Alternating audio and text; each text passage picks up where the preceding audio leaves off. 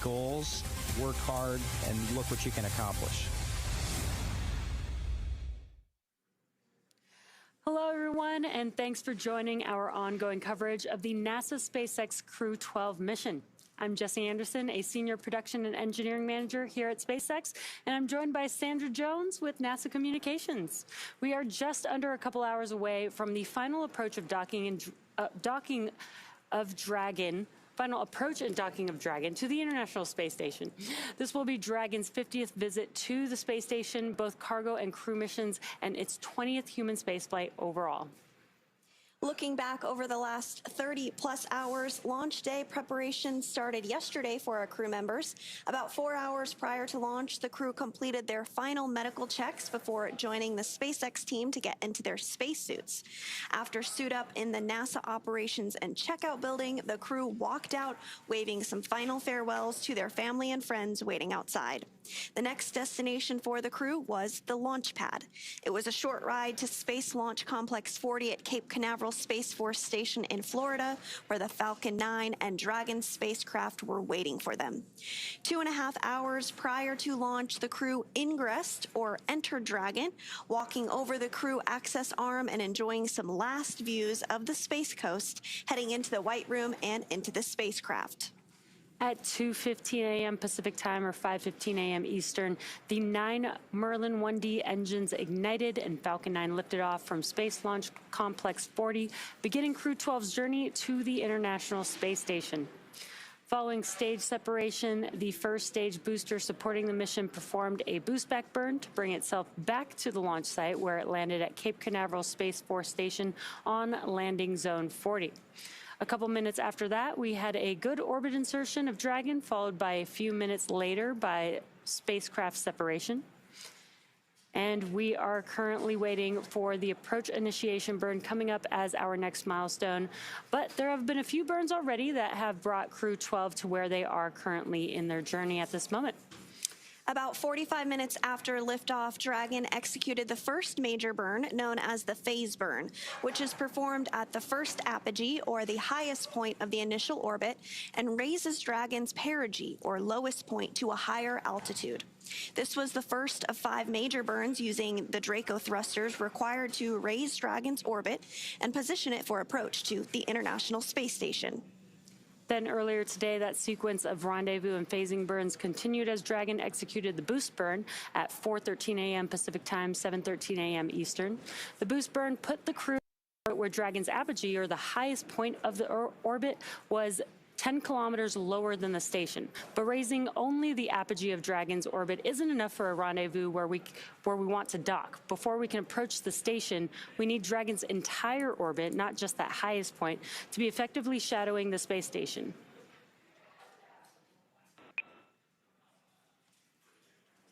We have you loud and clear as well. Houston, Dragon on the big loop. How do you read? Dragon, this is Houston. Good day. Hope you guys are well. Have you loud and clear. We have you the same. Dragon on the big loop. How do you hear? It is great to hear your voice. Hear you loud and clear, and I see you from the cupola. We've got you loud and clear as well, Chris. We were incredibly excited to see the ISS through our docking port window before we even started getting suited, so can't wait to see you, buddy. You too. Really looking forward to seeing you guys here.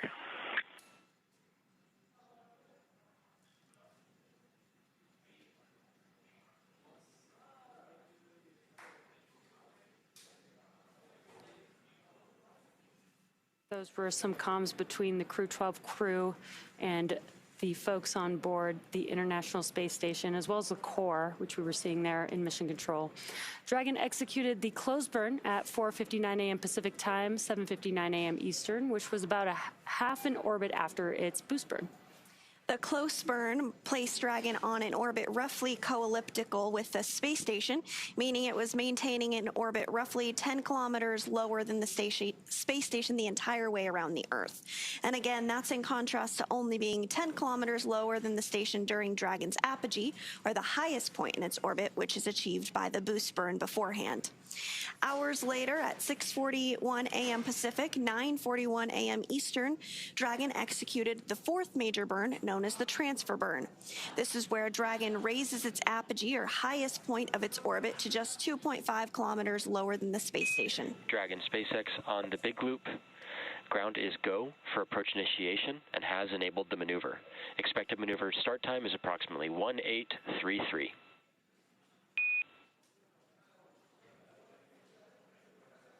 On 833 for AI.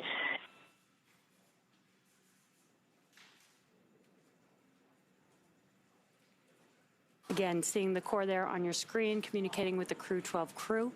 Dragon then rounded everything out with a final co-elliptic burn at 7:27 a.m. Pacific, 10:27 a.m. Eastern Time to once again maintain a constant orbit lower than the station, this time just 2.5 kilometers below.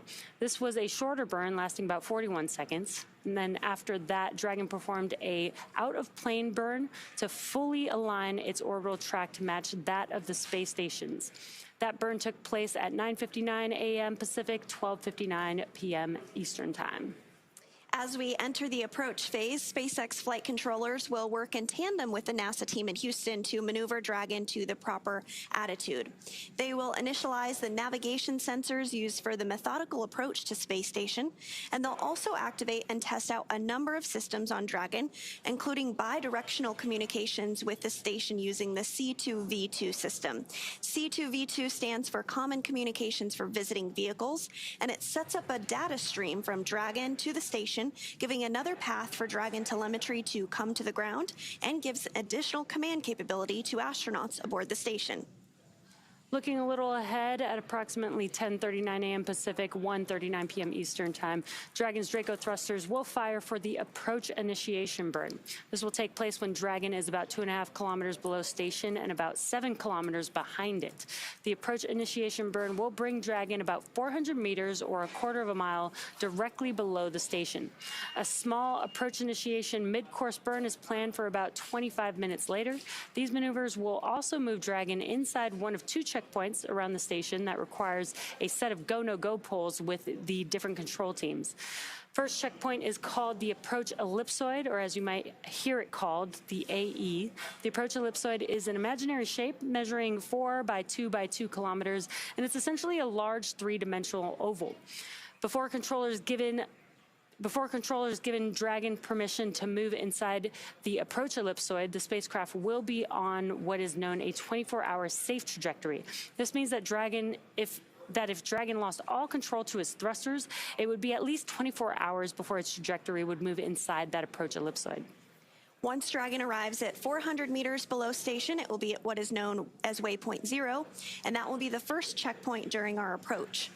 The spacecraft can hold here at 400 meters, but if all of its systems check out, Dragon can continue its approach to waypoint 1.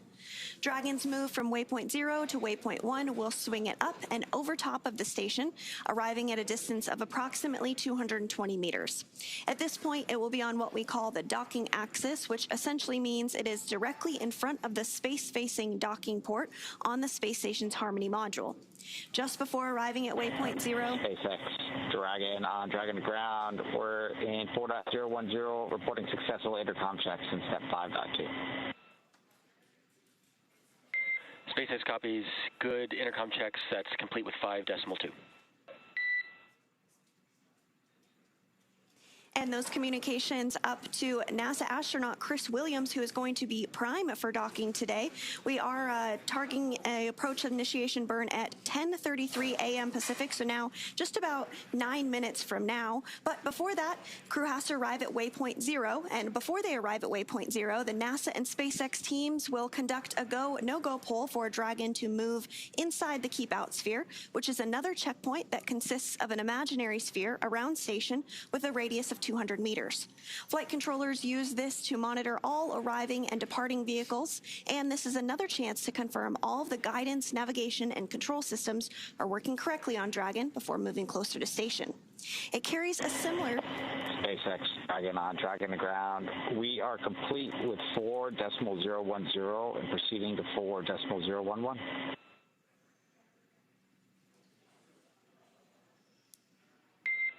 SpaceX copies 4.010 is complete. You are go to open 4.011 and hold in 1.1. We will follow up on this procedure after approach initiation.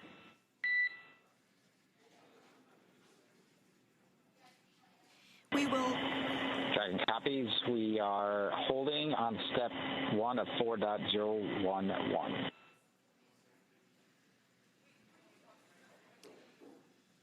We will continue to hear communications from the ground up to the crew on space station, as well inside Dragon, Freedom, leading up to their docking as well as after. So we will pause when we hear those communications and relay what we're hearing on the loops to you all. But just jumping back into today's operations, a similar requirement is required on the orbital trajectory that if Dragon were to somehow lose control of all of its thrusters, and it and the space station would both be safe for 4 orbits or about 6 hours, rather than that 24 hours required to enter the approach ellipsoid. And once Dragon has approval to move inside the keep-out sphere, it will move from waypoint 1 in toward waypoint 2, which is just 20 meters away from station. Once Dragon is only 20 meters away at waypoint 2, the spacecraft focuses on aligning its docking system with the International Docking Adapter. Now, we may hear the call-out CHOP, which stands for Crew Hands-Off Point. This happens a little less than 30 seconds before docking, when Dragon is just a few meters from the docking port. At this point, any aborts will have to be done automatically by Dragon. And the grand arrival, when our crew arrives at the space station, Dragon will fly in and make contact with the IDA, or the International Docking Adapter, giving us what we call a soft capture. The soft capture ring then retracts until sensors indicate it's time for 12 hooks to drive in place to give us a hard capture and firmly secure Dragon to its new home on the space station. Once hard capture is confirmed, the space station crew, namely NASA astronaut Chris Williams, will manually pressurize the vestibule, or the area between the Dragon hatch and the space station hatch. Meanwhile, umbilicals that provide power, audio, and data connections from the station to Dragon are put in place. Then it's time for leak checks and hatch opening, which is currently timelined to come a little more than 2 hours following docking. Now, we did hear some communications back and forth on what is referred to as the big loop. And now that the big loop is configured, it is essentially, as the name suggests, one large loop between the crew on the International Space Station, the crew on Dragon Freedom approaching for docking, as well as ground control teams, both in Mission Control Houston, as well as here in Hawthorne. And it just creates a singular point for them all to communicate with each other and make sure that they're on track leading up to docking today, targeted for 12:12 p.m. Pacific time. And we are a little bit ahead of schedule, so that approach initiation burn is actually coming up in just less than 5 minutes at 10:33 a.m. Pacific time. So just a few minutes away from that approach initiation burn, as we've been talking about. And on your screen there on the right is Mission Control Houston in Houston, Texas.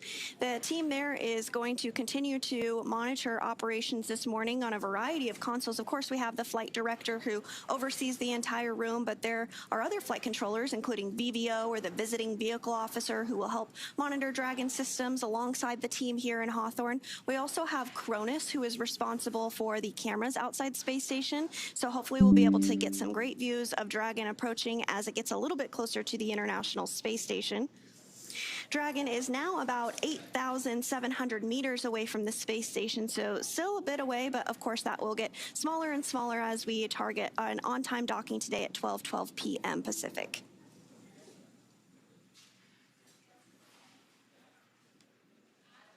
And the Crew-12 crew has been coasting along in Dragon for about 32 hours or so now.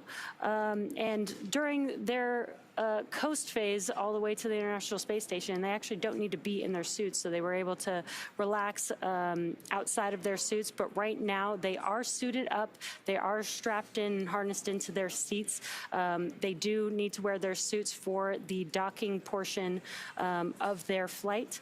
And this is just to make sure that they have the protection of the suits in the off-nominal case of a cabin depressurization. And there you can see on your screen, this is a view from the International Space Station looking at that tiny dot, which is Dragon Freedom with Crew-12 on board. And Crew-12 is comprised of 2 NASA astronauts, an ESA astronaut, and a Roscosmos cosmonaut. Those NASA astronauts are NASA astronaut Jessica Meir. This will be her 2nd flight to the International Space Station, as well as NASA astronaut Jack Hathaway. It will be his very first. And then for ESA, we have European Space Agency astronaut Sophie Adenot, her first flight as well.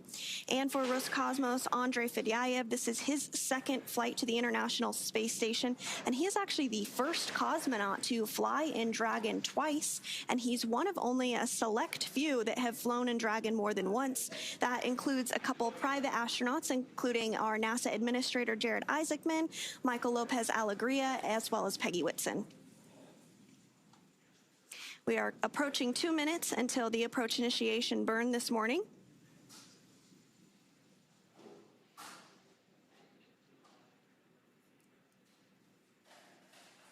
And on the bottom of your screen, you can now see some graphics there. On your left-hand side should show the thrusters on Dragon, and that approach initiation burn is coming up. So you might be able to actually see it there live on your screen, but you can also follow along with the thrusters on that graphic to show which thrusters are actually firing at any moment.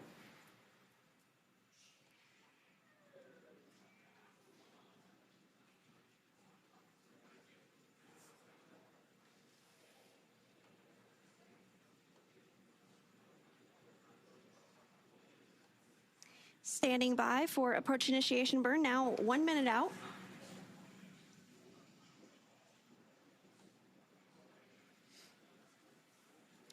And also on the bottom right-hand corner of your screen, you can also see the range. This is about how far Dragon is from the International Space Station, as well as the rate of approach in meters per second there. So you can see how fast Dragon is moving. And it's going to look very slow and slight on your screen just because of the perspective of the International Space Station to Dragon, but both vehicles are going about 17,500 miles per hour right now around Earth, which is pretty fast. It's so fast, in fact, that the International Space Station orbits the Earth 16 times a day, every 90 minutes. Yeah, if you like sunsets and sunrises, you get a lot of those. We are standing by for AI start.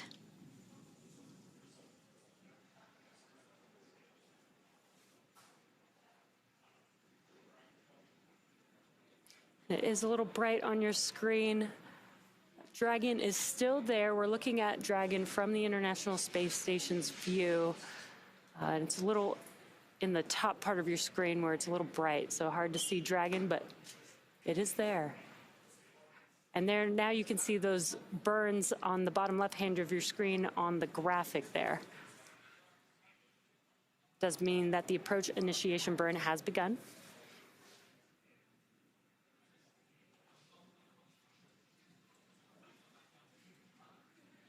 There you can see Dragon in the middle of your screen, just a little bit better.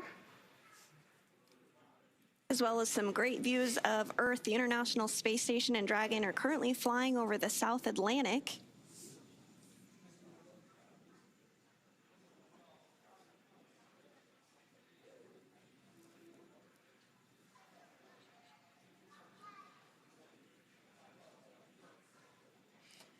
And that graphic is a really cool view because you can see how all these different thrusters are working together. It's not just one thruster or two thrusters firing at all times. It's a few little bursts here and there to help align Dragon to where it needs to go as it's approaching the International Space Station and getting ready to approach and then align with the docking adapter eventually. That's right. This burn will help swing Dragon up until about 400 meters above the International Space Station. Freedom is going to be docking to the Zenith port of Harmony this morning. Dragon SpaceX on the big loop. Approach initiation maneuver complete. Nominal.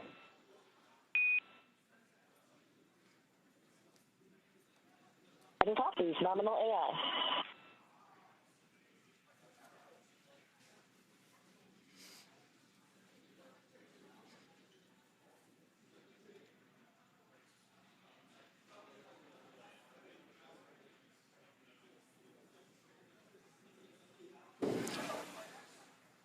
And again, as Sandra mentioned, the Dragon spacecraft is swinging itself up and over the International Space Station. It's going to be a very slow approach, but you could see the difference in the view that we have of Dragon. You're starting to see Earth in the background, but eventually Dragon will end up above the International Space Station.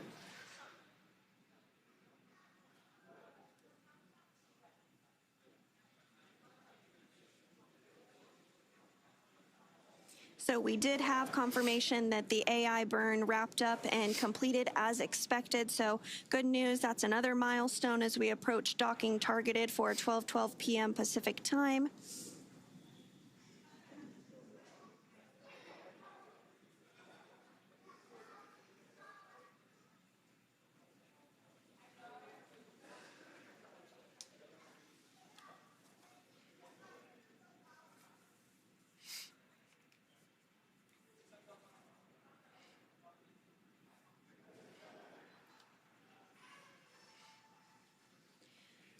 On board, the destination for Dragon Freedom is, of course, the International Space Station, and they're... Dragon SpaceX on Dragon to ground for suit leak checks.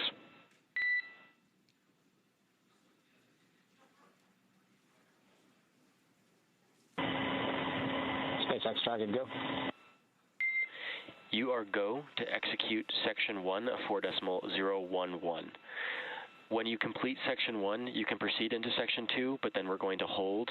We're still about 5 minutes from being able to do the suit leak checks while we are still looking at the rest of the vehicle and making sure that we're good for approach.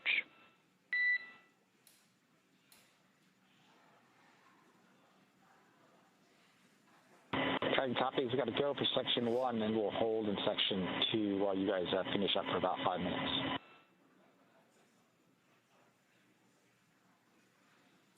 And that was communications with the core here in Hawthorne up to Crew Dragon Freedom, namely to the pilot, NASA astronaut Jack Hathaway, as they continue to gear up for suit leak checks. In about 5 minutes from now, the crew is currently seated and suited up in their spacesuits. They will remain suited up all the way through this approach phase, as well as through docking as well to the International Space Station. And on board the International Space Station, there are currently 3 astronauts and cosmonauts. As part of Expedition 74, they are living and working and conducting groundbreaking science and research. Now, last month, we did have the return of Crew 11 back to Earth. But following Crew 12's arrival, the space station will have a total of 7 crew members on board and what we consider a standard crew complement. And Crew 12 has been working in indirect handover with the Crew 11 crew on the ground and getting up to speed as much as possible ahead of their arrival to the space station. This includes training on emergency procedures and the ins and outs of space station, but once they actually arrive on board, they will go through a more direct handover and training with NASA astronaut Chris Williams, who has been on the space station since November.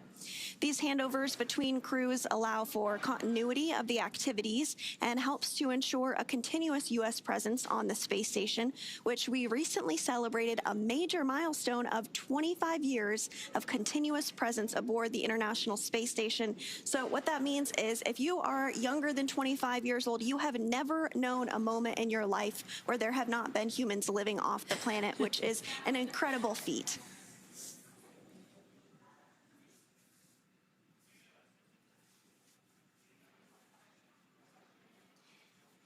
continuing to get some good views of Dragon Freedom as it makes its approach to the space station. The next burn that we are looking ahead towards is the Midcourse burn, which will be at the top of the hour at 11 a.m. Pacific time.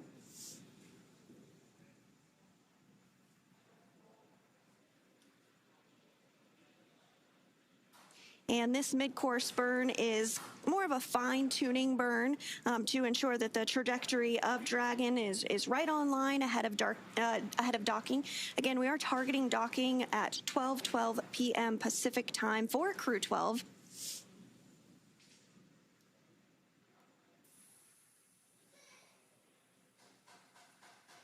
Dragon SpaceX for 4.011.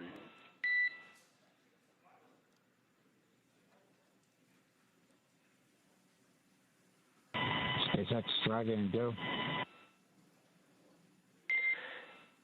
Ground is ready for suit leak checks, so you are go to start with step 2.1. Waiting for your call in 2.2, and then we'll give you a go.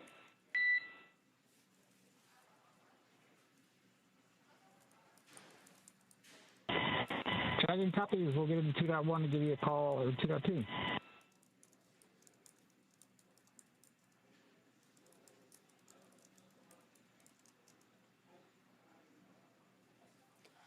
Again, those were just some comms between the core and the Crew-12 crew. They are working through some very specific procedures that they're... SpaceX Dragon, we're ready to pressurize in 2.2. SpaceX copies. You are go for commanding in 2.3. Initiate suit leak check.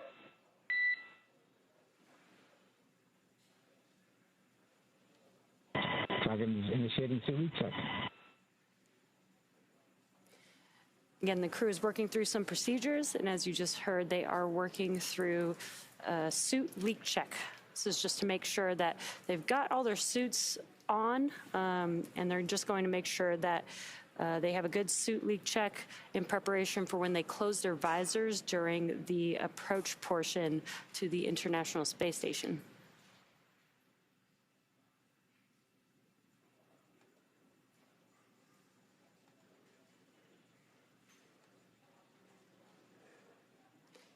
We are continuing to get some pretty cool views from the International Space Station looking at Dragon. That is Dragon Freedom with the Crew-12 crew still on board. And as Dragon approaches, we will get a clearer and sharper image of Dragon Freedom, but you are starting to be able to make out the nose cone, which is open and has remained open since shortly after launch. And this helps to expose all the guidance. Dragon SpaceX, looks like we're low on suit 3. Can we go ahead and halt the suit leak check and we'll try again?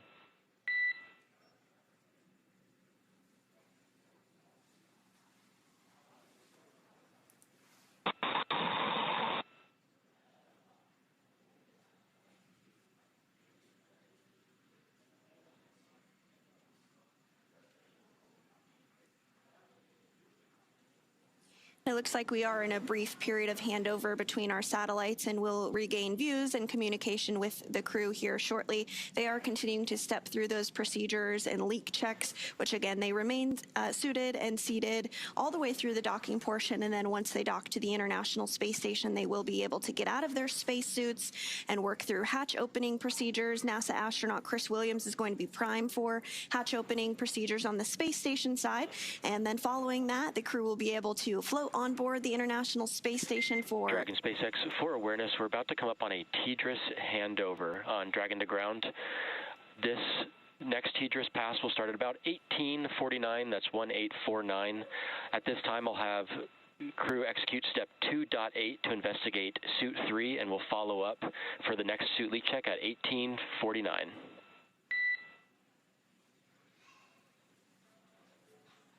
All right, Dragon copy. You want us to execute the troubleshoot steps now, and we'll do another leak check after the TDRS pass at 1849. Good, read back. Talk to you then.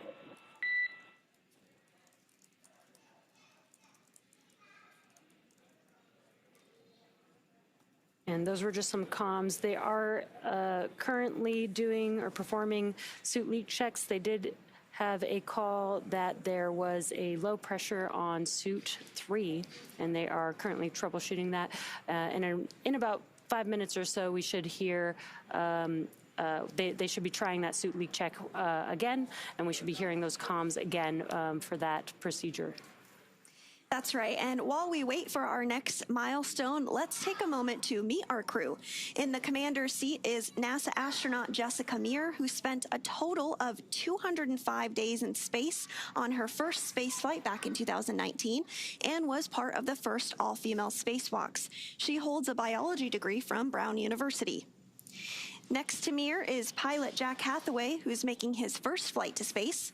The Connecticut native earned bachelor's degrees in physics and history from the U.S. Naval Academy, and he has more than 2,500 flight hours in 30 types of aircraft and has flown 39 combat missions during several military operations. Serving as a mission specialist is Sophie Adenot, representing the European Space Agency, or ESA. The French native studied engineering and specialized in spacecraft and aircraft flight dynamics during undergraduate work in France and received her master's degree from MIT.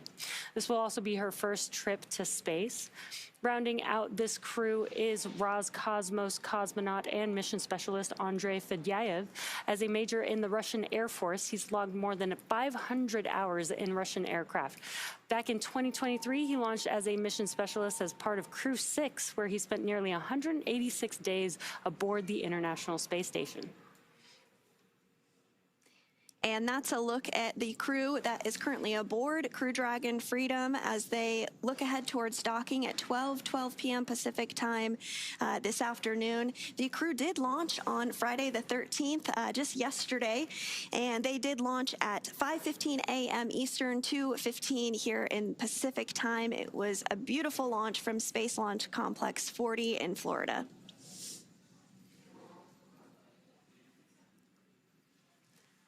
Yeah, and the crew, again, as we were just mentioning, they were performing suit leak checks. They're still currently in that procedure. Again, they had a low pressurization in suit 3, so they are troubleshooting that as we speak. And at the 10:49 minute mark, they're going to try that suit leak check one more time. And again, they do this to make sure that the suits are good and ready to go, that they don't have leaks while they're docking to the International Space Station. So we should see that coming up in about a couple minutes. And we're going to check in with our partner over there at NASA's Johnny Space Center, Leah Cheshire. How's it going, Leah? Hi, good morning, or good afternoon, actually, here in Johnson Space Center. We're at the International Space Station Flight Control Room at the Johnson Space Center in Houston, Texas, where everyone here is gearing up for this afternoon's docking and looking forward to having Crew-12 aboard the station soon. So Dragon's approach will be monitored both here on the ground and from the space station's cupola using special software to track the spacecraft's approach and making sure it stays in the expected zones. Now, once Dragon is docked, NASA astronaut Chris Williams will be primed to start hatch opening operations. He's going to start by opening the large hatch on Node 2 Zenith, which is where the spacecraft's docking today, and that'll give him access into the pressurized mating adapter. The crew will also pressurize the vestibule, and that's the small space between the hatch on Dragon and the space station. This area, of course, was previously exposed to vacuum prior to docking, so the crew will need to fill it with air and make sure its pressure is nearly equal with the atmospheric pressure on Dragon and on the station side. Williams will use a small valve on the station's hatch to slowly introduce air into that vestibule, while flight controllers here in Houston will monitor and verify the pressure readings to make sure that everything is leak-free before we get ready to open up the hatches. Today on console in Mission Control Houston, we have NASA Flight Director Brandon Lloyd and the Orbit 2 team on console. For Dragon's approach and docking, to the right of Lloyd is our Capcom, that's the capsule communicator, Jacob Lesarge. He is not speaking with the crew on Dragon, but is instead talking with the crew aboard the station. We currently have 3 crew members living and working on the orbiting laboratory, and of course that's going to jump to 7 once the Crew-12 crew members arrive. Again, we're really excited to get those crew members aboard soon, and for now that's the latest from here in Mission Control Houston, so I'll send it back over to Sandra and Jesse in Hawthorne. Thanks, Leah. It's great to hear that everything is proceeding as expected over in Mission Control.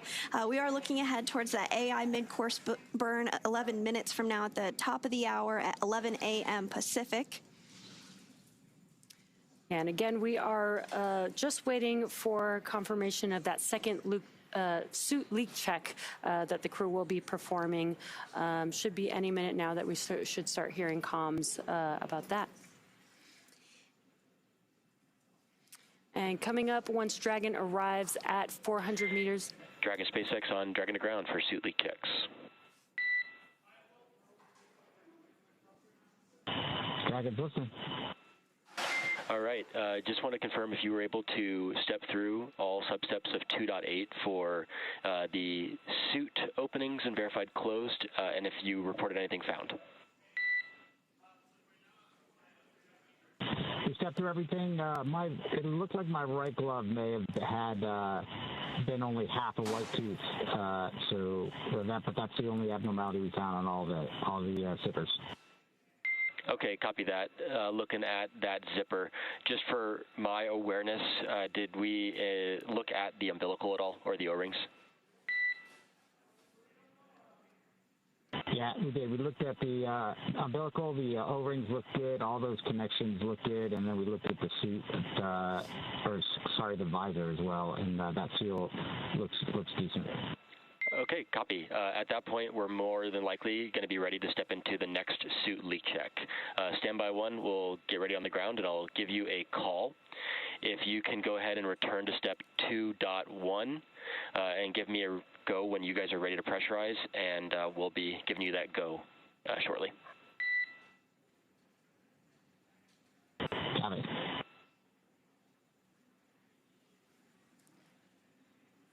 And then we heard the comms that they have been checking anything with the suit where there is a seal on the suit. So they sound. SpaceX Dragon, we're ready to pressurize for suit leak check in 2.2. All right, SpaceX copies on Dragon to ground. You are go for commanding. Initiate suit leak check. Dragon. And they are reperforming that suit leak check on pilot Jack Hathaway's suit. They did check the umbilicals, the O-rings, which are seals that help keep everything nice and tight and prevents leaks. Sounds like everything has checked out well so far. Potentially the glove zipper may have just not been closed all the way. So they're reperforming that suit leak check to see if we can get a good pressurization on Jack Hathaway's suit. And coming up here shortly, once Dragon arrives at 400 meters below space station, it will be at what is known as waypoint 0, and that will be the first checkpoint during our approach. The spacecraft can hold here at 400 meters, but if all of its systems check out, Dragon can continue its approach to waypoint 1. Dragon's move from waypoint 0 to waypoint 1 will swing it up and over top of the space station, arriving at a distance of approximately 220 meters. At this point, it will be on what we call the docking axis, which is essentially directly in front of the docking port. The crew are headed to the zenith port on space station, which is the port that is facing space. Dragon has docked to Node 2, also known as Harmony, for all of our crewed missions so far, because that's where both international docking adapters are located.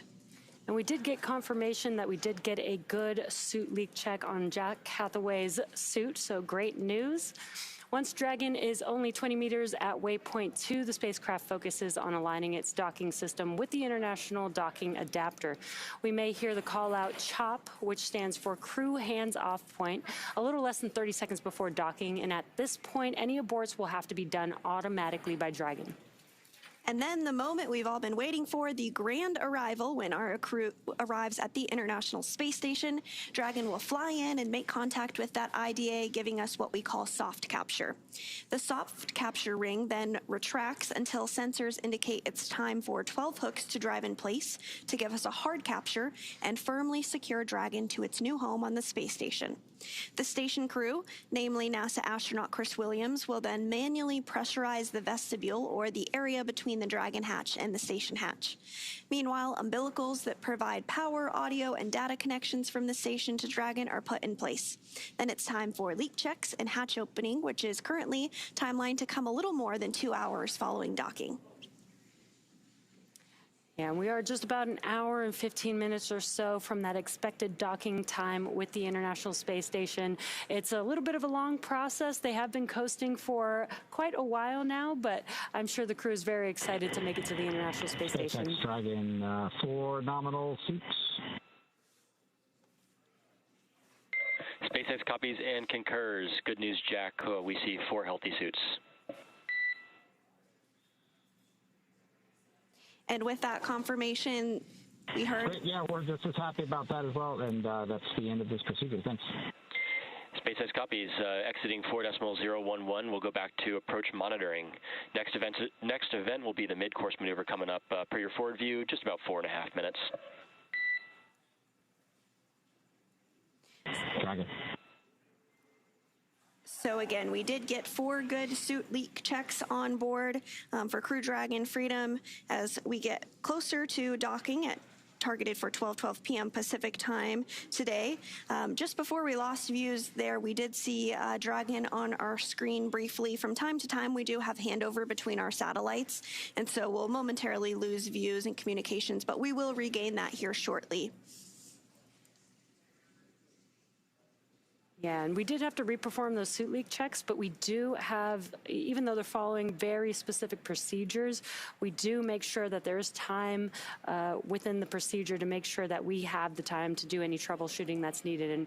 And we did have that time, and we're able to get some good suit leak checks and no changes to the schedule. Which is exactly why we make sure the timeline is what it is and allow some extra time for, some small off-nominal things to occur. And the crew is in their spacesuits during what we call dynamic phases of flight. That includes the launch period, as well as when they are approaching the space station and docking to the International Space Station. And so leak checks are done during all of those phases of flight to ensure that the suit can pressurize if need be. And again, we did hear 4 good suit leak checks there. So our crew is well on their way to the International Space Station following their launch from Florida yesterday on Friday the 13th. And we do have views there of our screen. You might see some lights on Dragon. Those red and green lights, they actually indicate the direction of Dragon. So the red is the port side of Dragon, and the green is the starboard side. The white light is the top of Dragon, and the yellow is on bottom. And all of those are exposed because the nose cone is open, and as we discussed previously, that does hold all of the docking equipment and navigational sensors as Dragon continues its approach to the International Space Station. So we are standing by for the mid-course maneuver. That's the next burn that we're targeting about 3 minutes from now at 11 a.m. Pacific.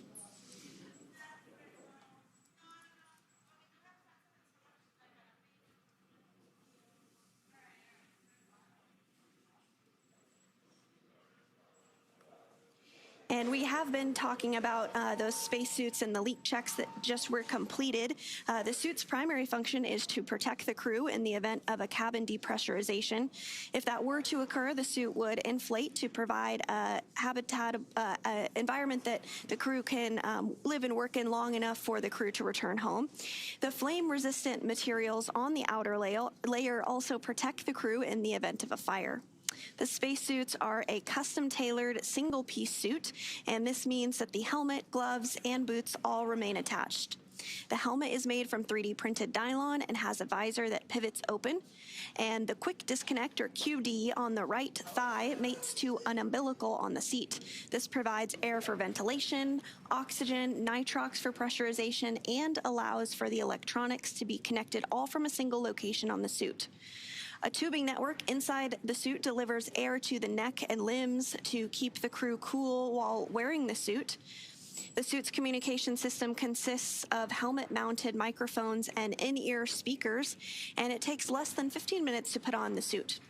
This new IVA suit design debuted during the Crew-11 mission, and it was worn by NASA astronaut Mike Fink. And there we have in cabin views of our crew in their spacesuits in the new IVA suit, which is designed to incorporate changes developed for the Polaris Dawn mission, which had a extravehicular activity or spacewalk. This new IVA suit design removes the inseam zipper in favor of the EVA suit's spiral zipper design in the suit's torso, which allows the suit to split into an upper and lower half and makes donning and doffing, or taking off and putting on the spacesuit, easier for the crew. The new IVA suit brings all the soft goods joints from the EVA suit into the IVA suit as well, improves the upper arm, elbow, and wrist mobility. So this new design will ultimately help SpaceX scale suit production and aid their ability to manufacture spacesuits in the numbers needed in their goal to make life planetary. So we are standing by for the AI midcourse burn that is now in progress. Again, that midcourse burn is now underway, getting some views inside the spacecraft here. And Dragon is fully autonomous, so you do see those displays there right in front of them. But as you can tell, they're not doing too much because all they're doing is monitoring. They can see what Dragon is doing as they're approaching the International Space Station. But Dragon is flying them autonomously and performing these maneuvers on its own. Again, we are waiting for that mid-course maneuver burn to begin.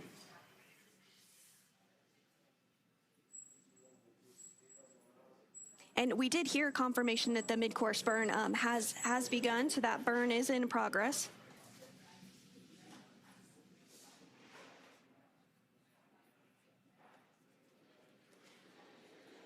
And again, you can see on your screen, this is a view from the International Space Station looking at Dragon. As you saw earlier, just about 10 or 15 minutes ago, you could see Earth in the background, but now Dragon, as we've been mentioning, is swinging up and over the International Space Station, and that's why you see only space in the background of that view. So this is a view inside of Dragon Freedom's cabin. Dragon SpaceX on the Big Loop. Mid-course maneuver complete. Trajectory converged on waypoint 0.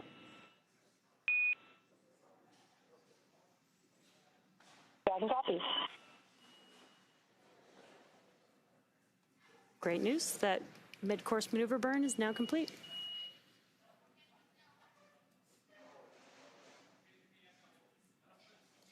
And so we are just an hour and some change away from docking. Again, we're targeting 12 p.m. Pacific time for today's docking to the Zenith port of the International Space Station. We are getting views back inside Dragon Freedom. On the left of your screen there is the commander of Freedom. That is NASA astronaut Jessica Meir. This is her second space flight. And to her right is NASA astronaut Jack Hathaway. He's the pilot of Dragon today, and this is his very first flight in space. You can't see them on your screen there, but to the left of Jessica is ESA, or European Space Agency astronaut Sophie Adenot, and then to the right is Roscosmos cosmonaut Andrey Fedyaev. This is his second flight to the International Space Station, and we mentioned it before, but he's the first cosmonaut to fly inside Dragon twice. Now we got to get them some frequent flyer passes. Yes. He joins the club of a few others that have flown in Dragon more than once. That includes NASA Administrator Jared Isaacman, Michael Lopez Alegria, and Peggy Whitson.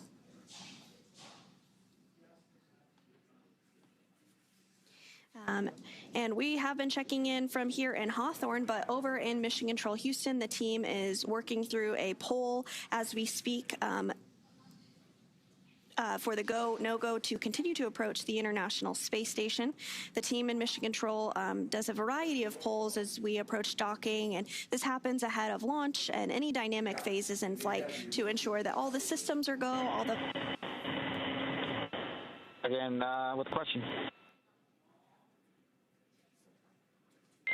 SpaceX here on Dragon to ground. SpaceX Dragon timeline. Can you give us a new planned docking time? The updated docking time? A firm, standby 1.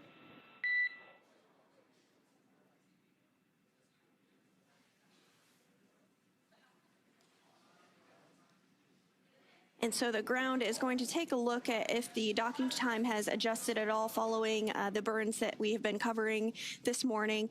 That happens as the trajectory gets aligned ahead of docking. We were targeting a 12 p.m. Pacific time docking, but we'll stand by to hear if that has changed and been adjusted based off of the burn that was just completed.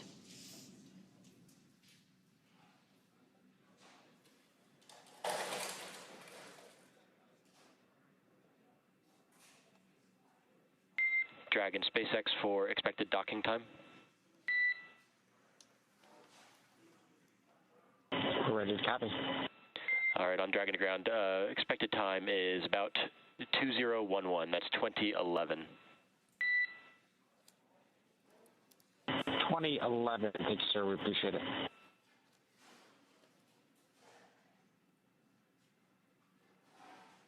And with that call out, we do have an updated targeted docking time. It is now 12:11 p.m. Pacific for Dragon Freedom to arrive to the Zenith port of the International Space Station and complete its docking. Again, we're targeting 12:11 p.m. Pacific time for docking.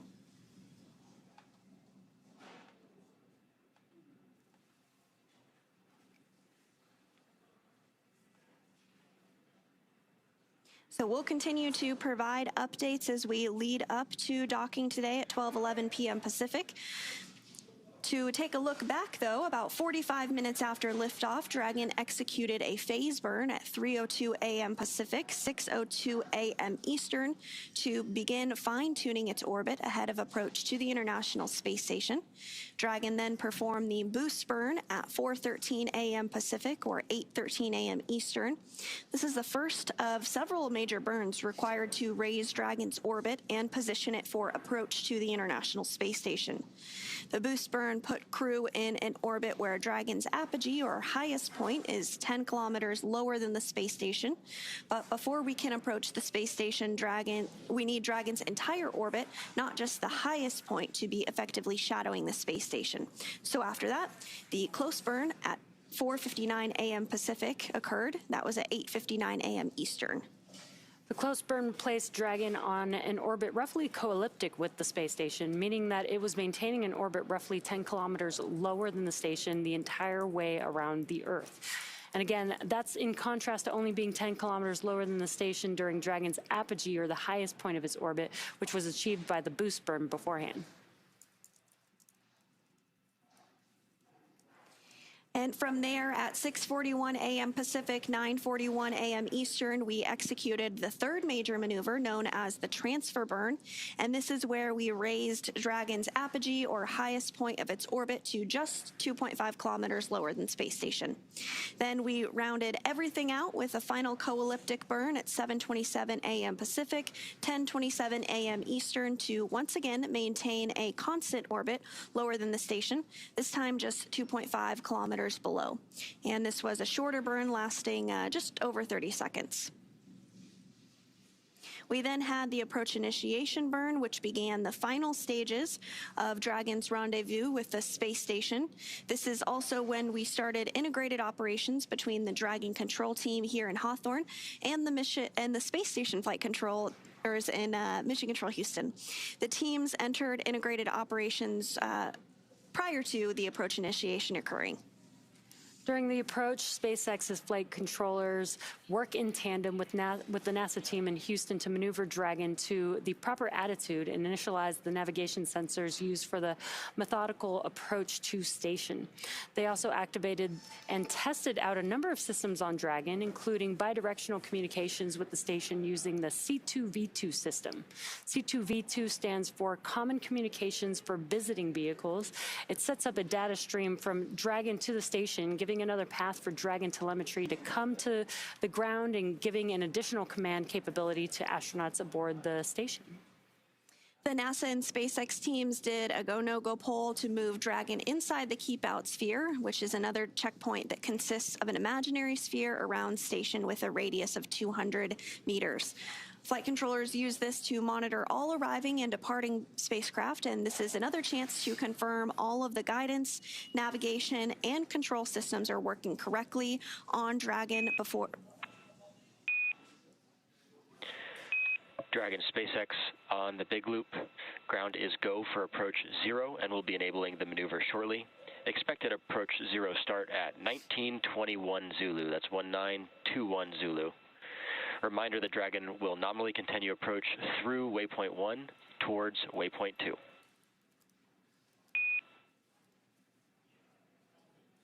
Go for approach 0, 1921.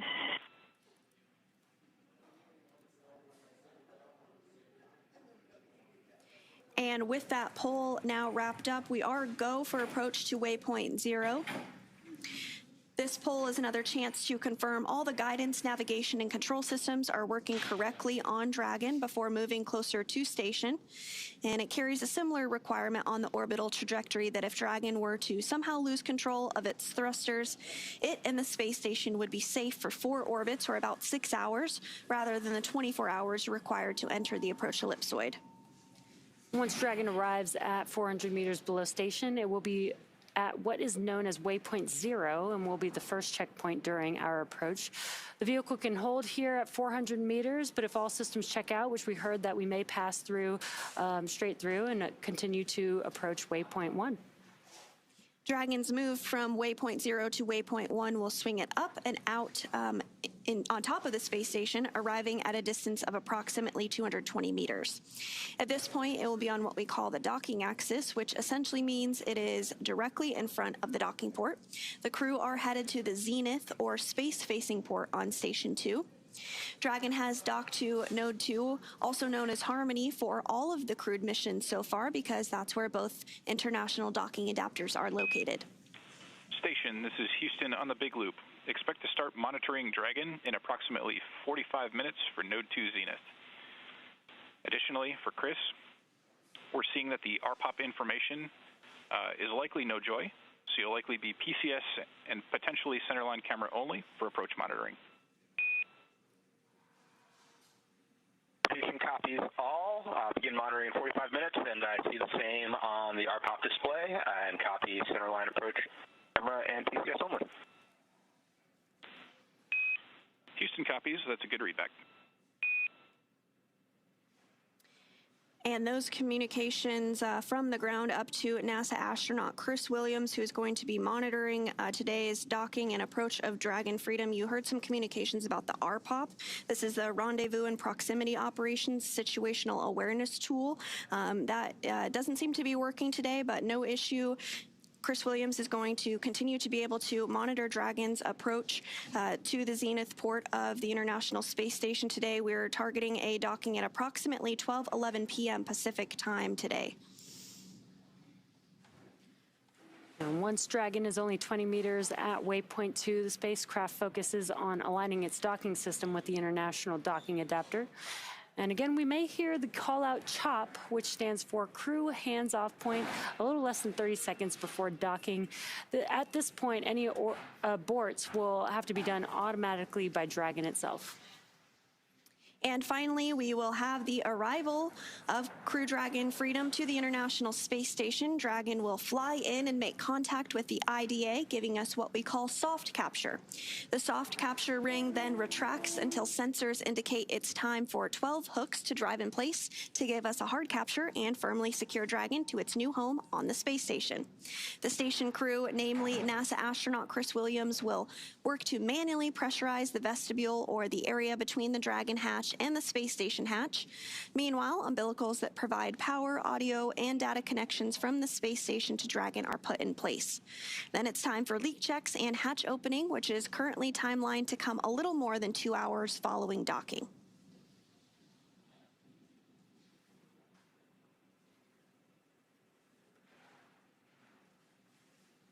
Again, you can see the graphic on your screen. Dragon approached from below the International Space Station and has now swung up and is pretty much above the International Space Station as we're getting closer and closer to docking, which is just under an hour from now. And a short time ago, we did execute the Midcourse maneuver, which again is done about halfway from our starting point of approach initiation to waypoint 0. It's a small burn just to fine-tune our approach to ensure we're targeting a precise point 400 meters directly above the space station. Once Dragon arrives at 400 meters below station, it will be at what is known as waypoint 0 and will be the first checkpoint during our approach. The vehicle can hold here if necessary at 400 meters, but if all systems check out, it can continue to approach the waypoint 1.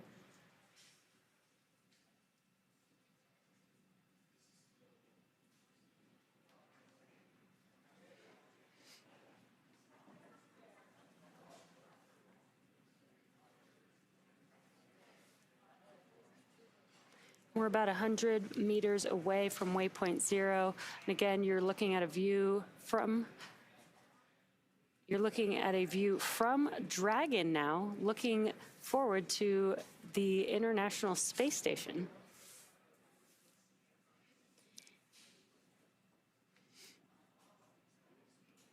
SpaceX Dragon on Dragon to ground. SpaceX ready to copy, Dragon to ground. Just a question, you guys are running our cooling. Is it any chance that we can make it a little bit cooler in here for the rest of the rendezvous, or do we set it to full cold right now?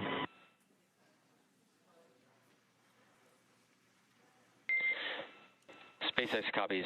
Right now we're already in full hex, so I think the current temperature we're going to proceed with through docking.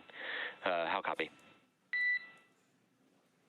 Copy. We're up to that. Thank you, sir.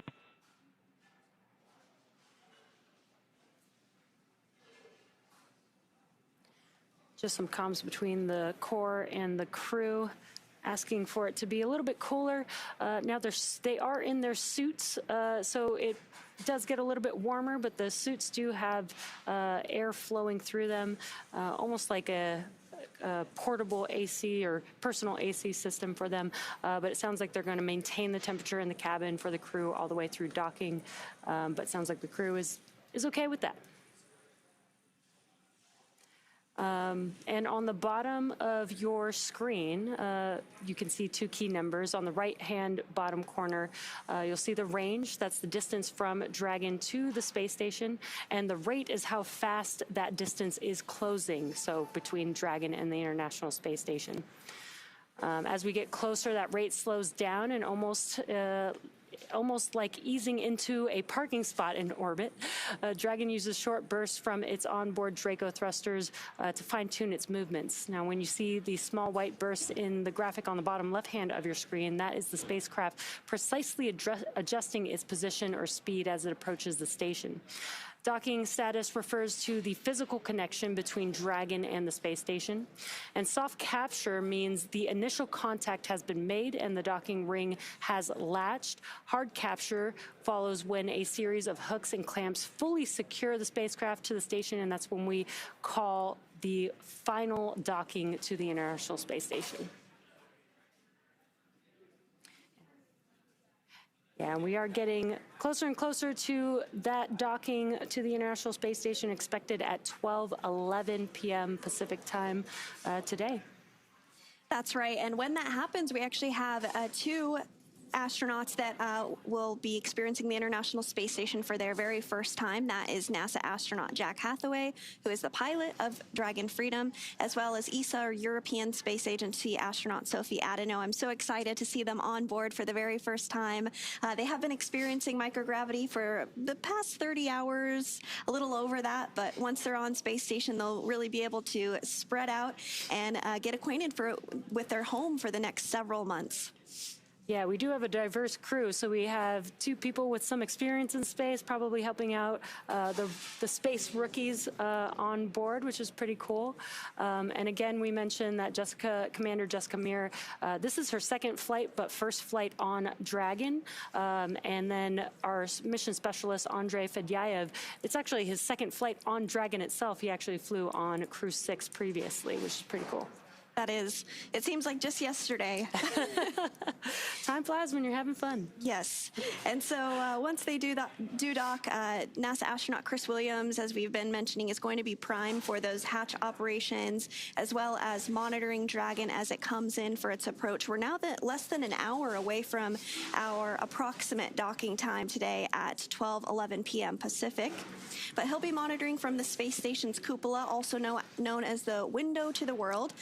This is a contribution from the European Space Agency to the International Space Station and has a series of 6 windows where the crew can look out at the Earth below as well as take incredible photography. And I've never experienced it myself, but I'm told it's one of the favorite hangout spots for the crew on board the space station, which you could imagine why. Yeah, I think that's where I'd be hanging out if I was on the International Space Station. I believe it's also the 16th year for having that cupola on board the International Space Station as well. That's right. It's actually a year of anniversaries. This is the 15th year of the Commercial Crew program since its startup, so congratulations to them on that. And then just recently, back in November of last year, the International Space Station completed a massive major milestone with 25 years of continuous human presence on board the space station.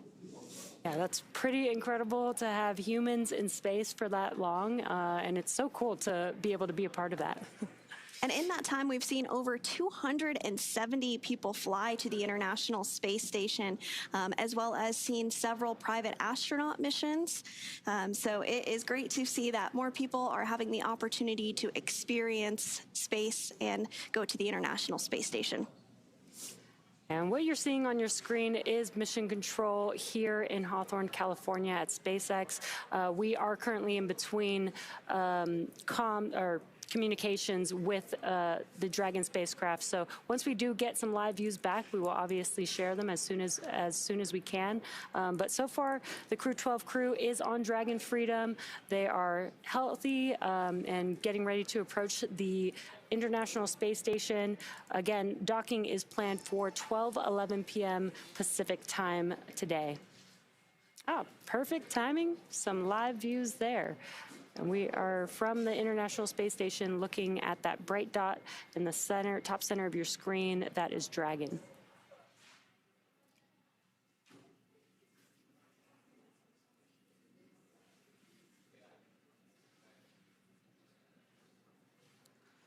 We're going to check in with Mission Control Houston with NASA's Leah Cheshire. Leah, how's it going? Thanks, Jesse and Sandra. We're doing great over here in Mission Control Houston and just heard that we have approached waypoint 0. As you can see, the thrusters on Dragon are firing from this view aboard the space station.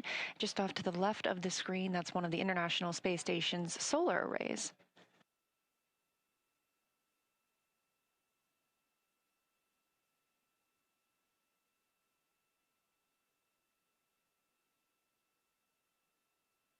As you can see on the bottom of your screen, you can keep up with the distance of Dragon from the space station, now 384 meters away. We are at waypoint 0. This is the first of one of these upcoming pauses. We will then move to waypoint 1, expecting that in about 30 minutes before flying into waypoint 2. We typically do a little hold at that point before flying in for contact and capture of Dragon to the zenith or space-facing port of the International Space Station. Dragon won't be the only Dragon aboard the space station right now. We also have SpaceX's 33rd commercial resupply mission still aboard the International Space Station. These continuous resupply missions help keep the crew stocked with all of their consumables, whether that be Dragon food SpaceX or on water. the big loop. Approach 0 is in progress and trajectory has converged on waypoint 1.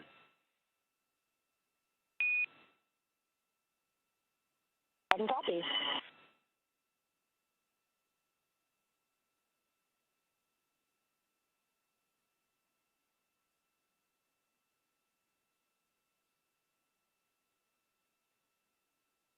We are less than an hour from the arrival of Crew-12 to the International Space Station today, a mission that began yesterday morning at 5:15 a.m. Eastern Time, 4:15 a.m. Central. And it looks like we are coming into almost an orbital daytime for the International Space Station. As Jesse mentioned earlier, the space station is traveling at approximately 17,500 miles per hour around the Earth and sees 16 sunrises and sunsets a day. So what's happening now is they are crossing the terminator line over the North Pacific Ocean, and that terminator line is what differentiates between day and night when you are in space.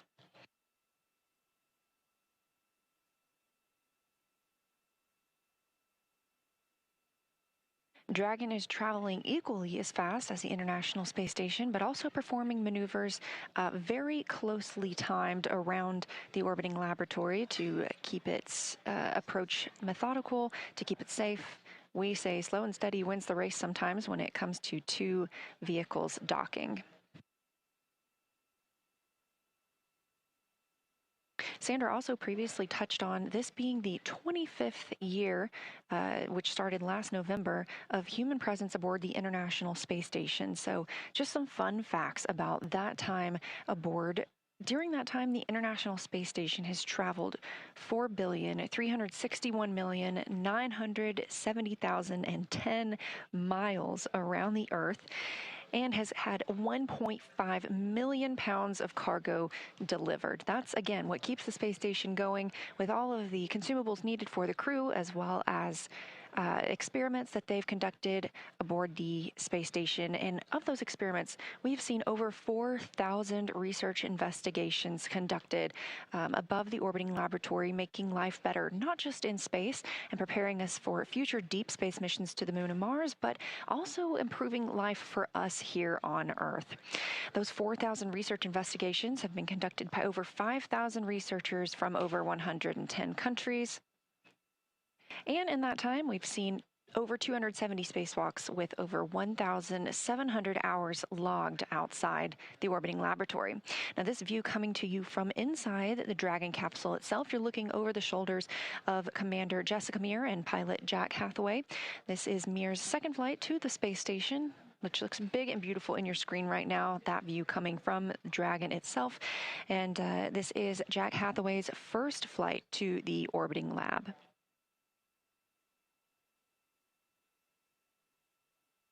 And if you look at the very top of the space station, top as in up toward the top of your screen, you'll see that other Dragon that's currently docked. Again, that's the Commercial Resupply 33 mission, SpaceX's 33rd commercial resupply mission to the space station. What you see in front of the crew are their crew displays. They're able to monitor the entire flight to the space station, and again, once they begin their journey home, not for several months from now, but they are suited and seated. We consider these dynamic operations. We also consider these integrated operations. So that big loop is established, allowing all of the parties at play here to communicate with each other. That includes the Capcom here in Mission Control Houston, the core at SpaceX, and both the crews aboard the International Space Station and aboard Dragon itself.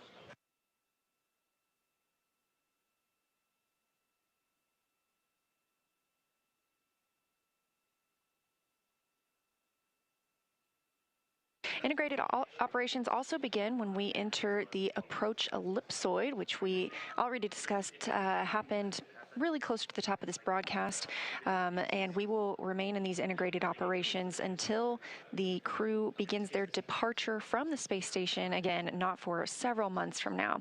During that time, they're going to stay busy working with the research aboard the space station, living and working aboard our orbiting laboratory.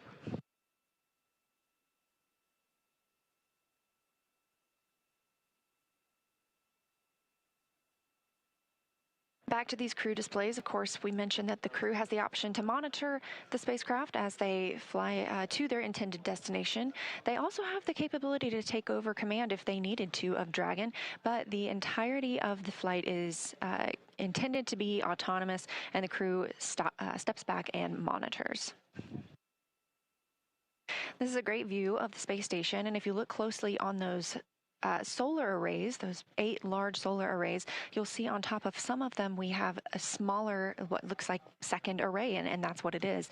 It's the International Space Station Rollout Solar Array, also known as IROSA, helping to provide additional power to the International Space Station.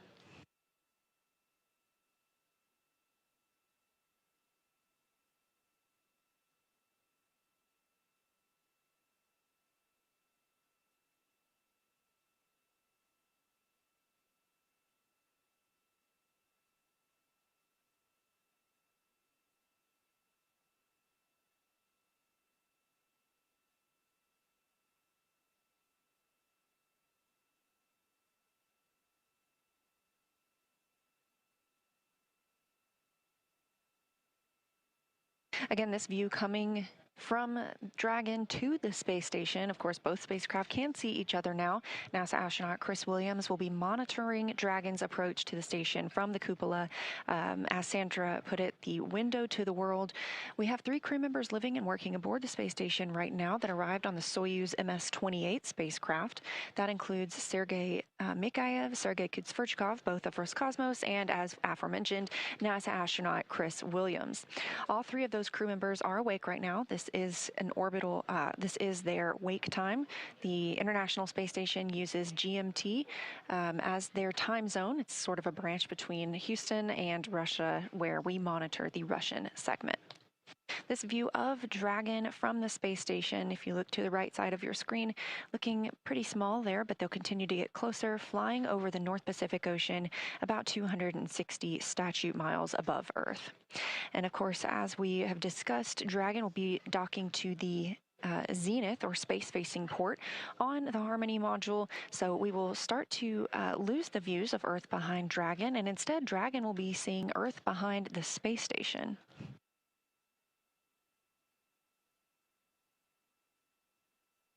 And if you've ever been interested, you can indeed see the space station with your own eye.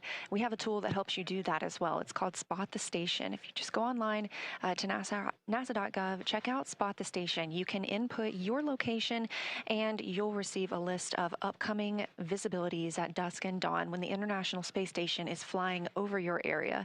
It's a pretty incredible thing to see, knowing that we will soon have 7 people living and working on it.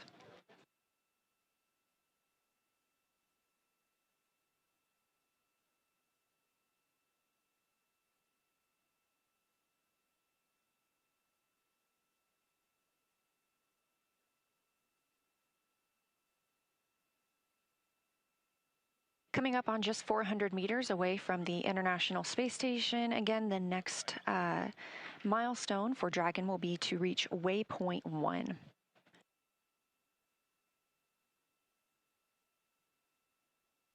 Waypoint 1 is sometimes a pause location. However, we are expected to continue straight through to waypoint 2.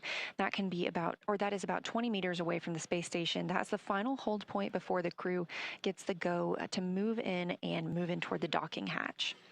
Now, if you are paying attention to the bottom left side of your screen, you can see where the thrusters on Dragon are firing to keep it in its proper location as we continue the slow and steady approach to the International Space Station. You can also see a little map of Earth. As I just mentioned, we're flying over the North Pacific Ocean, both the International Space Station and Dragon, and they are just about to cross south of Portland, Oregon, and down through the southwest of the United States into the Gulf.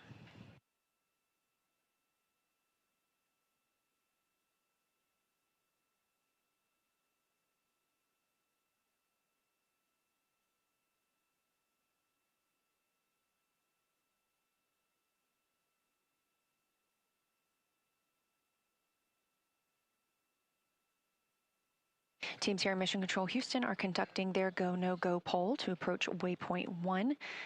These polls happen at all times of a major dynamic moment during the flight.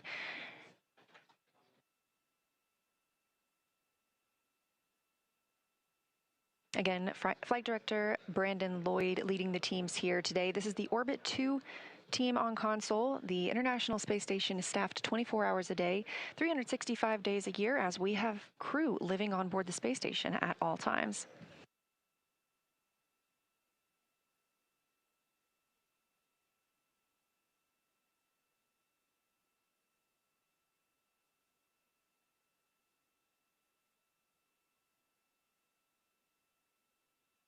This beautiful view coming from the space station of Dragon as they both prepare to cross over the northwest of the United States of America.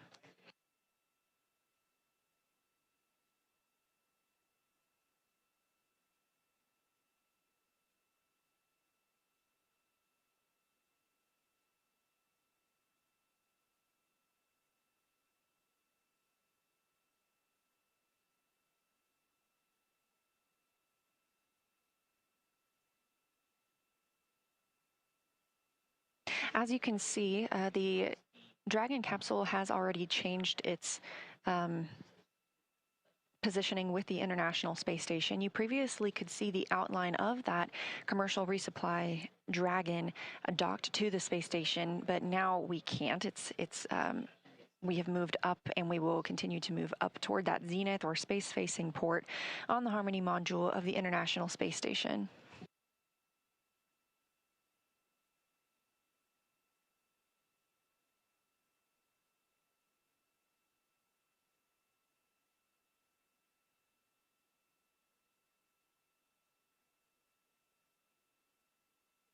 And as we mentioned, we do have 3 people living and working aboard the space station. So far today, they have completed their exercise. All crew members are required to exercise approximately 2 hours a day, every day while in space. Obviously, you're not using your bones or muscles as strongly as you would on the Earth during that time. And so these extended periods of exercise allow us to help keep the astronauts' bones strong while they are in a microgravity environment.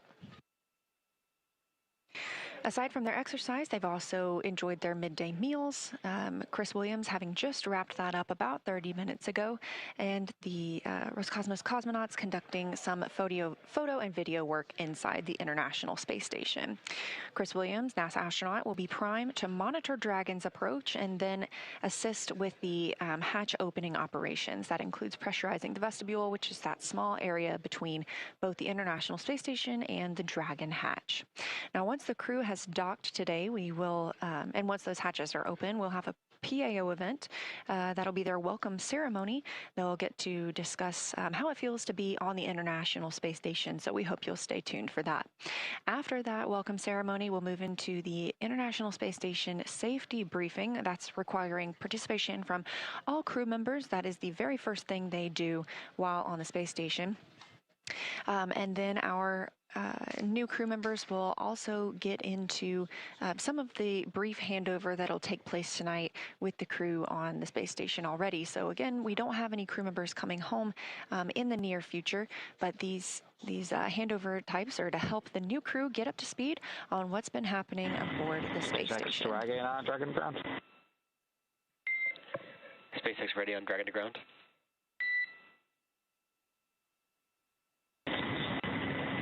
Yeah, we during the PMC we had a little bit ago, we made a tentative plan to do another PMC as soon as possible after the docking, and we're going to go forward with that plan. So if you just have the surgeon ready for us after we get all docked, we would appreciate that. SpaceX copies, and yes, we are tracking that and we'll be ready to support. Thanks a lot. We appreciate it.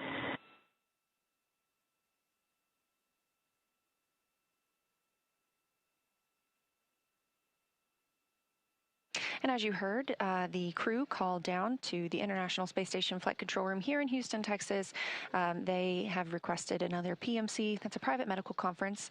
We keep our flight doctors on standby for these during a mission. Of course, this is something that happens frequently aboard the International Space Station and aboard our spacecraft. Is we prepare for private medical conferences. We have those standard, and so the crew is able to request one at any time.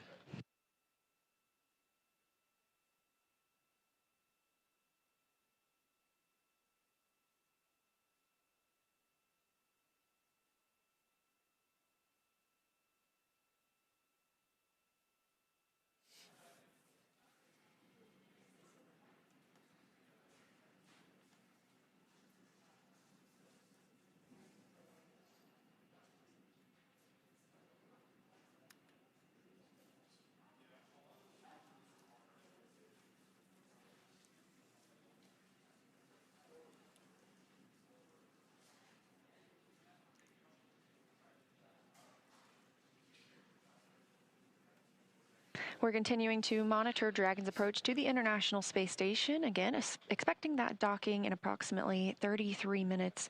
That would be at about 12:11 p.m. Pacific time, which is where I'm going to toss it back to SpaceX in Hawthorne, California, and my colleagues Jesse and Sandra. How is it going over there?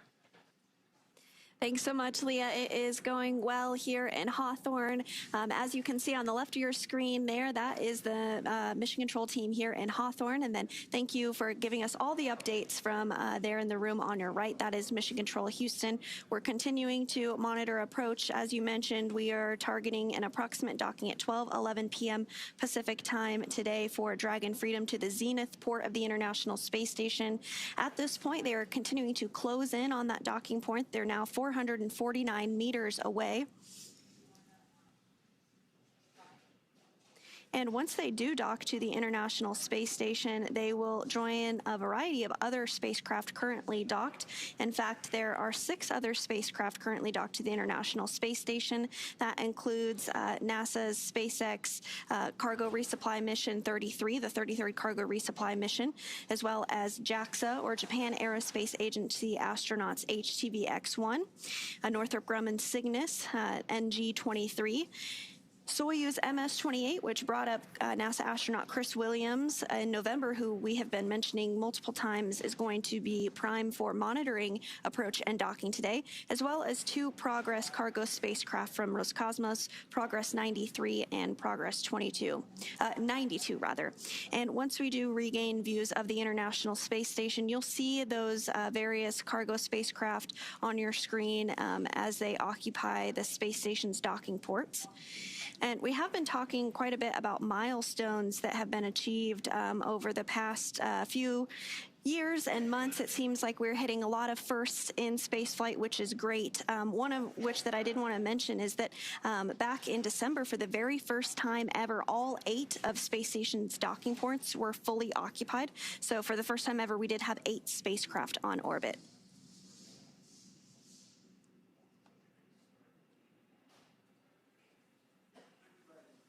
And although we're not getting any live views, you can still follow along with Dragon. In your bottom left-hand corner, you can see that some of those thrusters are firing.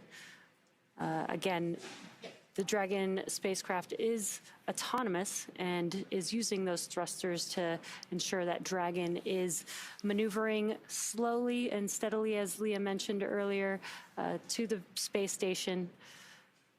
Each one of those little bursts help control the vehicle, orient it in the correct orientation as it's moving towards the locations that it needs to align with the International Space Station's docking adapter. And a view from inside of the Dragon cabin. On your left-hand screen is Commander Jessica Meir, and on your right is pilot Jack Hathaway. Again, as they're monitoring the autonomous vehicle on their display screens. And another view from the Dragon spacecraft looking at the International Space Station. It looks bright here and maybe looks small from this view, but it's actually about the size of a football field, which is pretty large. They've got a lot of space out there in space. That's right, and the International Space Station and Dragon are actually flying over the continental United States as we speak. They're right overhead of Laredo, Texas, so if you're outside in Laredo and you're watching this, step outside and wave up to our Crew Dragon Freedom crew members as they approach their new home for a long-duration science and research mission aboard the International Space Station.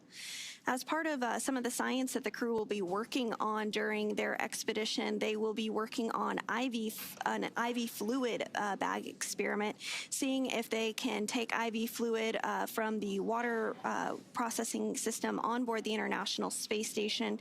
And this is really critical as we venture out further into the solar system because, as you can imagine, water is quite heavy to launch, and you'll need IV bags for a variety of medical reasons on long-duration space flights. So if we're able to create these IV bags in the microgravity of space using recycled water, that's one less thing that we have to bring, and it creates the availability of crew members to utilize those if needed. So I'm excited to see how that science experiment goes, and you can follow along with all the science and research being done on board the International Space Station with our Space Station blog. We put out updates daily on what the crew is up to, the science and research investigations, as well as launch updates and everything to deal with the International Space Station. So check it out if you haven't already. It's a great resource. Yeah, it's a great reminder that the International Space Station is a laboratory. This is where they perform all these different science experiments, and again, for many different reasons, but ultimately to make life better out in space, but also here on Earth.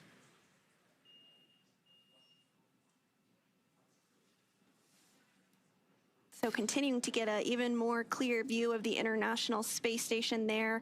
You can see the solar arrays as well as the augmented solar arrays, the IROSAs, or the ISS rollout solar arrays. They're the smaller arrays stacked on some of the arrays you see there. And while they're smaller, they actually generate more power than the large arrays due to enhanced technology that has been developed since the time that those initial solar arrays launched.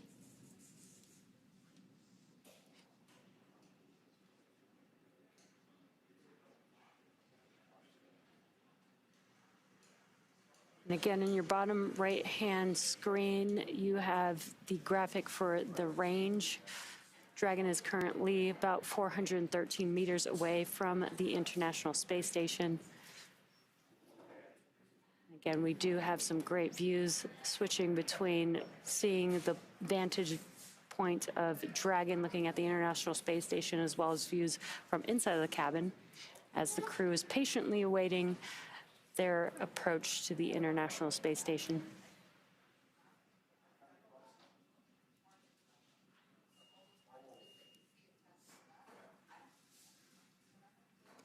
And back inside of Dragon Freedom on your left, that is the commander, Jessica Meir. This is her second space flight, and to her right is NASA astronaut Jack Hathaway. This is his first flight to the International Space Station, and he's serving as the pilot today.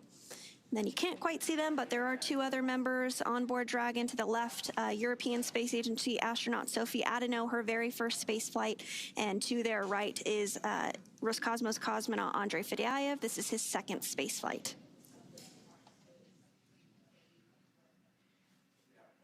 And as you saw, the crew is still suited up in their spacesuits, harnessed into their customized seats for each of the astronauts. And they'll remain in their spacesuits. When we do get closer to the International Space Station, they will close their visors in preparation for docking. And that's just in case of any depressurization during that process. It's just a safety precaution.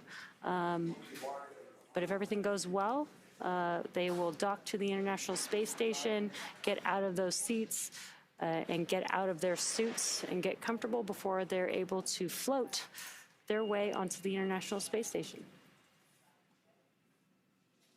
And so we did reach waypoint 0, which means that Dragon is 400 meters directly below station. And we are continuing to see views of it now coming from Dragon of the International Space Station, as well as there's a view of Dragon from the International Space Station as it continues its approach, now less than 400 meters away.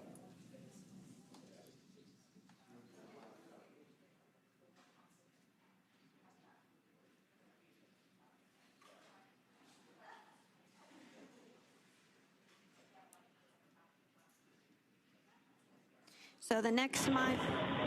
SpaceX Dragon, we just want to confirm we expect, and when do we think we're going to get to go for suit docking? A firm docking at about 2011. Go for suit docking will be immediately following hard capture complete, approximately 10 minutes later. Okay, that's what we're talking to. Appreciate it. All right, copy. And I think that's all of our questions. Copy. We are back on Dragon to ground.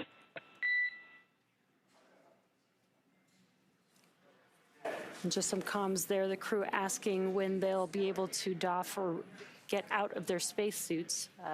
Sounds like it'll be about 10 minutes after hard capture, which is when the 12 hooks that connect with the International Space Station fully engage and create a hard capture between Dragon and the International Space Station.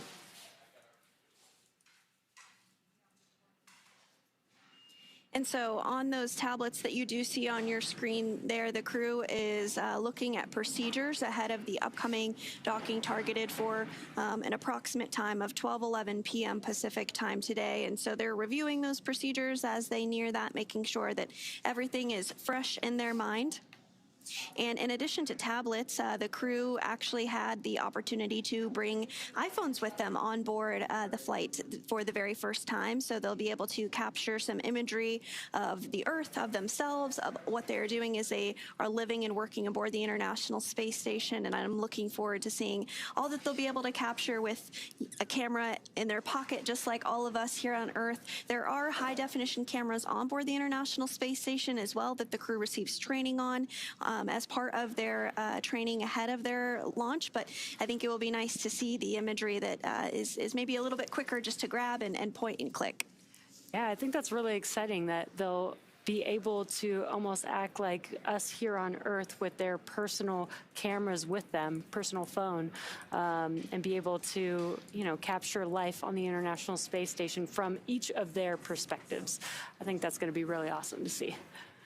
Yes, absolutely. And we did mention the Space Station blog a little bit earlier. We share photos that the crew captures on orbit there, as well as we have a variety of Flickr accounts where you can check out that, as well as social media. So I do encourage you to follow along. Some of my favorites are to see the aurora of the Earth as the crew is able to capture that, as well as imagery of the moon that they can capture from the unique vantage point of the International Space Station. Particularly exciting for us at NASA as we are targeting the Artemis 2 flight, a 10-day test flight around the moon to test out the Orion spacecraft and its systems ahead of a future lunar landing mission. So it'll be very cool to see that. And then also another exciting data point for this particular flight is we are planning to have a ship-to-ship call between the Orion spacecraft and the International Space Station. So Crew-12 will be able to participate in that ship-to-ship call during their mission. Yeah, it's going to be awesome for the astronauts to be able to talk to each other at different places while they're in space.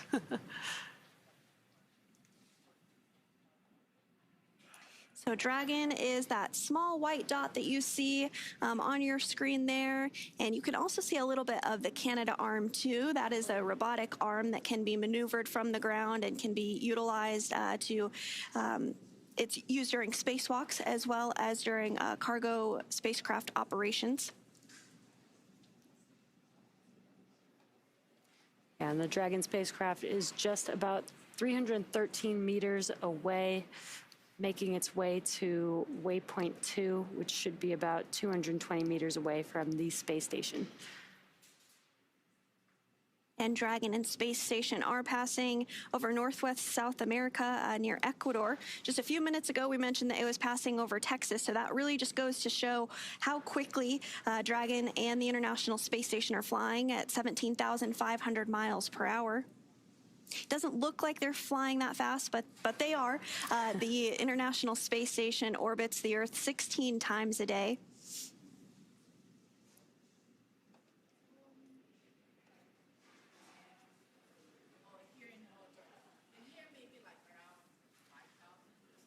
And again, it doesn't look like it's doing much from this view, but you can follow the Dragon thrusters in your bottom left-hand corner with that graphic. You can see that the thrusters are firing as needed to maintain the trajectory that it needs to approach the International Space Station. And again, it's getting out of view as Dragon gets closer and closer to the International Space Station, but the top left-hand corner, and there it goes. That was Earth. SpaceX Dragon with a question. SpaceX is here on Dragon to ground.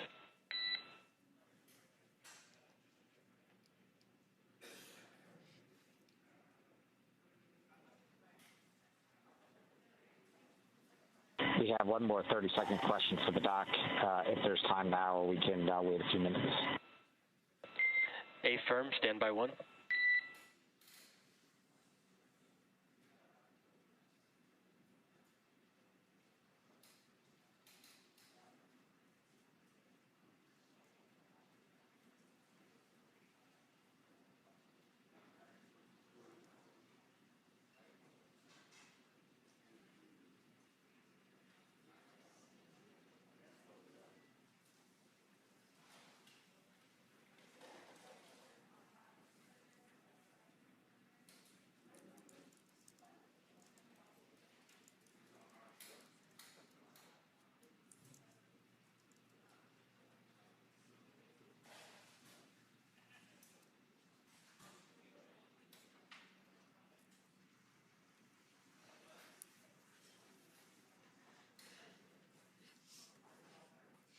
And as we continue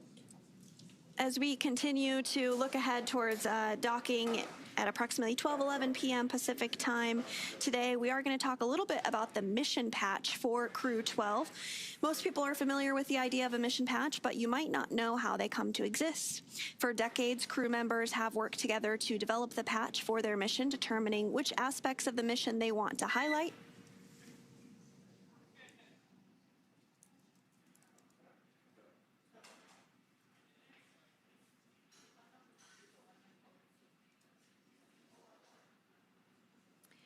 So again, you do see Crew-12's mission patch on your screen. For decades, crew members are able to work together to develop the patch for their mission, determining which aspects of the mission they want to highlight and any special details they'd like to include. The crew themselves can design their patch, or they can share their design ideas with an artist who makes it come to life.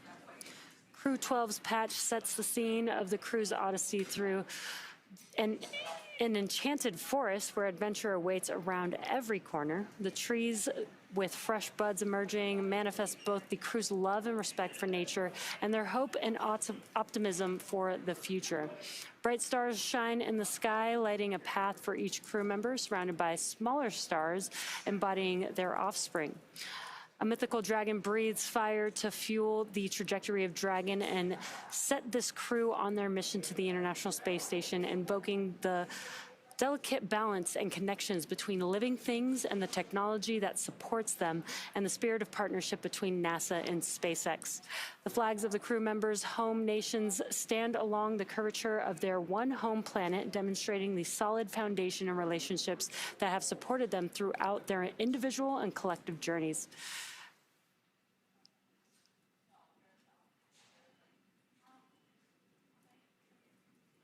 And a great live view from the International Space Station. As you can see, Dragon is much closer, and you can actually see a very, very clear view of that forward bulkhead with the nose cone open, exposing the GNC. That is what is helped guiding Dragon as it approaches the International Space Station. And there are 3 configurations that Dragon can have. Today's configuration is, of course, to dock to the International Space Station, but there's also a configuration where that forward bulkhead is a window, as well as the availability for that to be opened up as part of spacewalks that can occur. Yeah, it can have the Skywalker setup, which is basically aids, mobility aids, during a spacewalk on Dragon. And the cupola, the window, as Sandra mentioned, as Skywalker, are both used for free flyer missions. But since this mission is to the International Space Station, we do need that docking adapter. That's actually where Dragon SpaceX on the Big Loop, approach 1 and soft capturing extension will begin shortly. Dragon will continue approach to waypoint 2. Copy.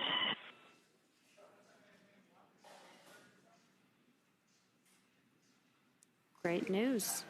Just some comms from the core letting the crew know that they will be able to continue to approach to waypoint 2.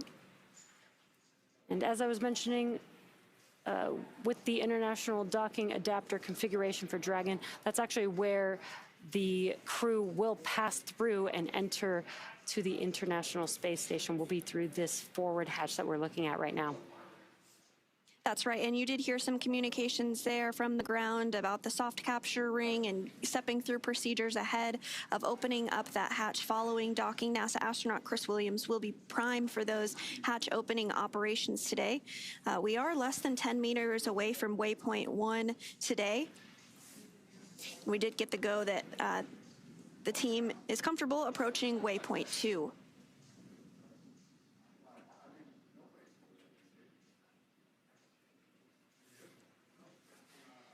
And currently, Dragon Freedom and the Crew-12 crew are about 221 meters away from the International Space Station.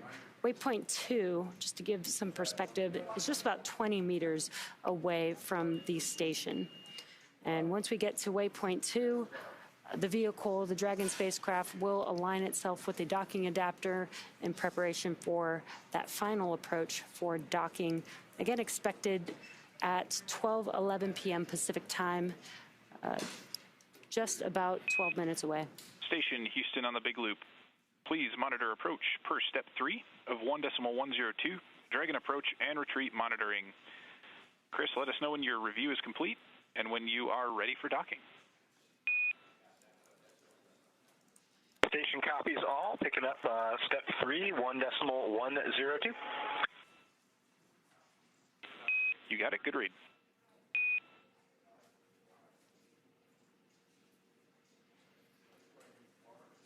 And we are through waypoint 1. Before reaching waypoint 1 mission. Station review is complete, ready for docking. Houston copies, you are ready for docking.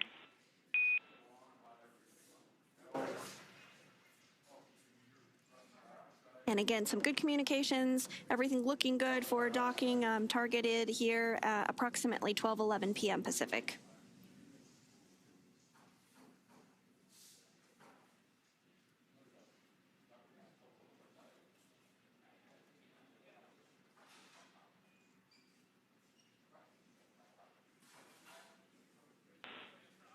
And Station Houston on the Big Loop.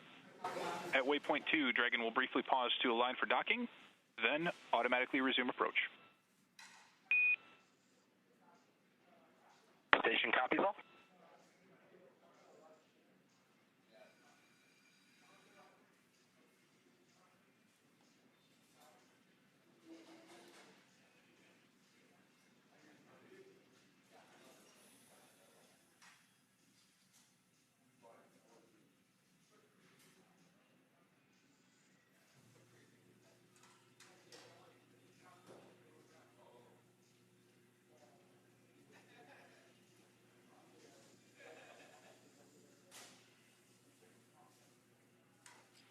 At this point, we have passed through waypoint 0 as well as waypoint 1.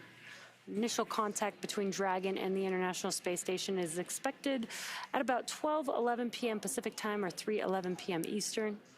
And before reaching waypoint 1, mission operators conducted a go, no-go poll to allow Dragon to begin its approach to waypoint 2, which is located inside the keep-out sphere about 20 meters away from the space station. as mentioned previously, all visiting vehicles take this phased approach to station, stopping at predetermined gates for teams to run quick checks on vehicle performance before approaching station.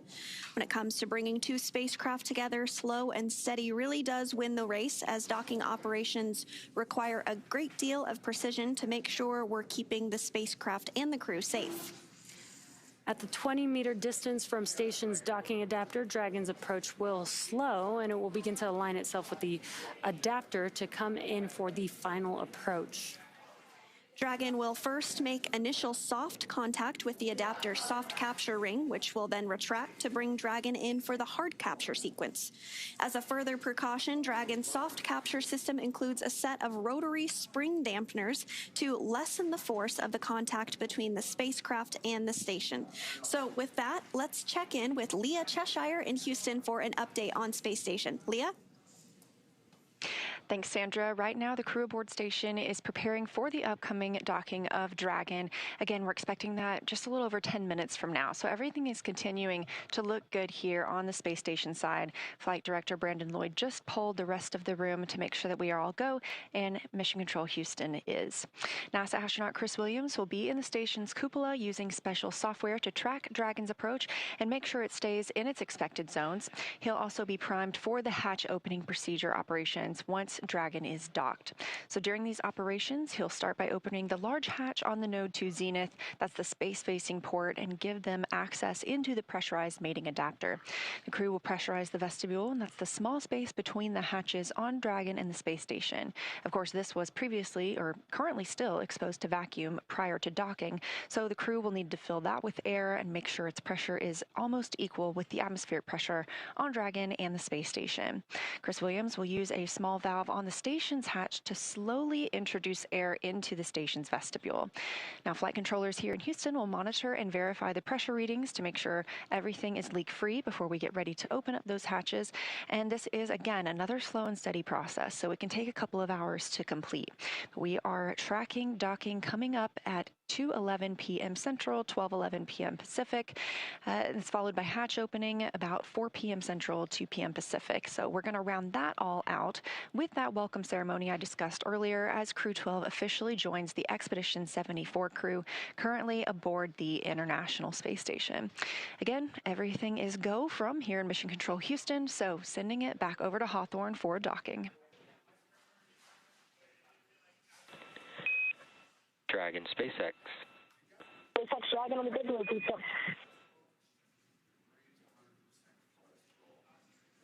Dragon on the big loop. Reset visors down. All right, SpaceX copies. Visors down, and I can confirm soft capture ring extension complete. We are not planning to hold at waypoint 2. We'll go through approach 2 prep. Copies. No hold on approach 2.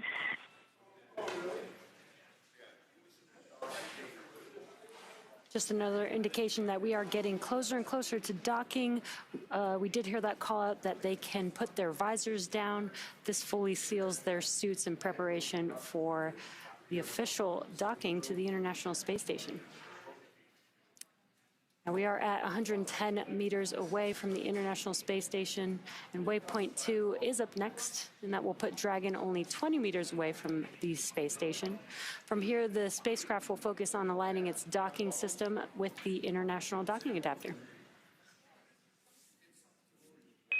Dragon, SpaceX on the big loop. We did copy that the visors are down, looking for confirmation that crew are ready and go for approach 2.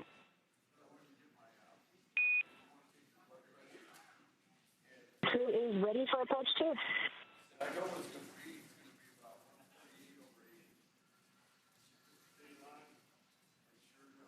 And with that, we did get confirmation from NASA astronaut and the commander of Dragon Freedom that the crew's visors are down on their spacesuits and that they are go for docking now less than 100 meters away from the International Space Station. Approximate docking time today that we are tracking is 12:11 p.m. Pacific, so just minutes away from now.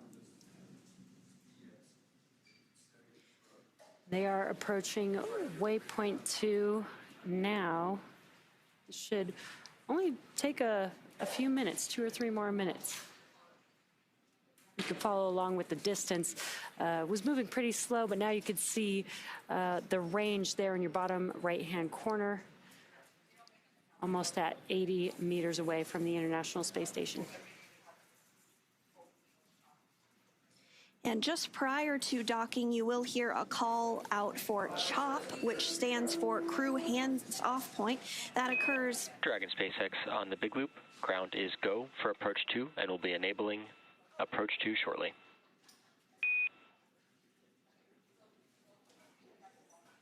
Copy, so.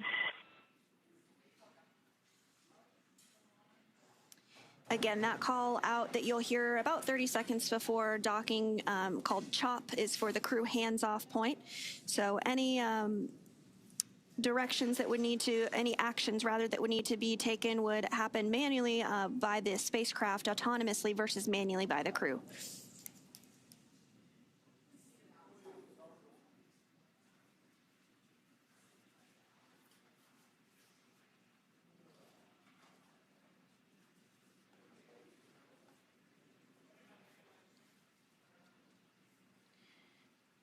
Dragon now closing in on 60 meters away from the International Space Station.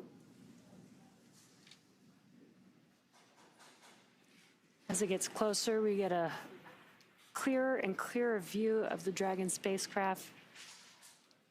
Again, you can still see some of those thrusters are firing with the graphic in your bottom left-hand screen. And in addition to the nose cone being open, we can see a portion of Dragon's trunk there, and that black portion on the upper left of your screen there is actually the solar arrays on Dragon.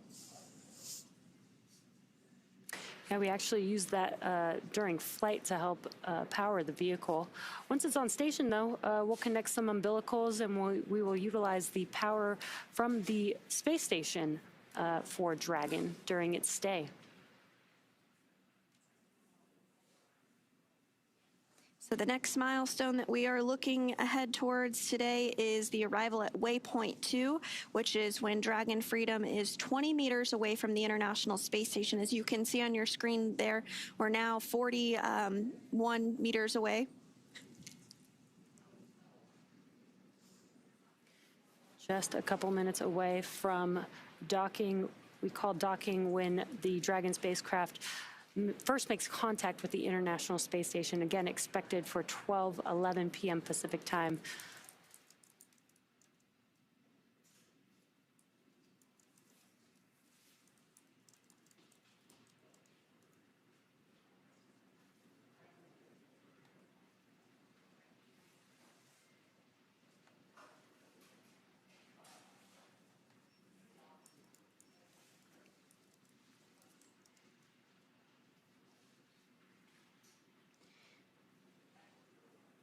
And now you can see in the bottom right-hand corner, that is the docking adapter.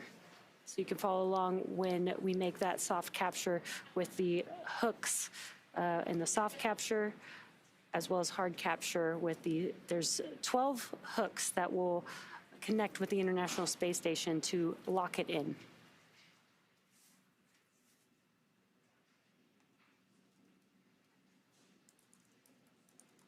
The range is now on your left bottom corner. We are just at waypoint 2, just about 20 meters away from the International Space Station.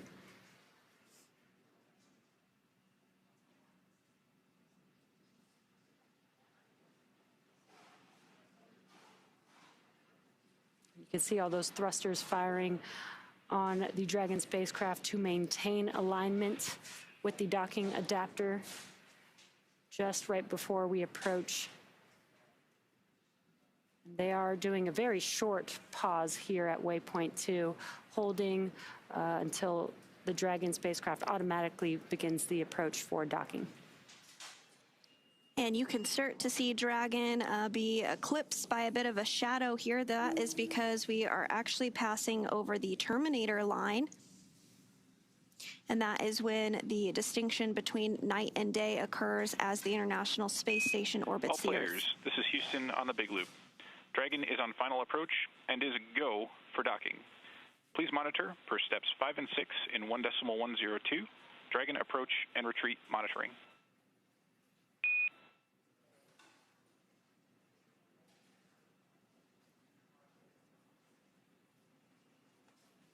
Station copies, monitoring step 5 and 6. Great news.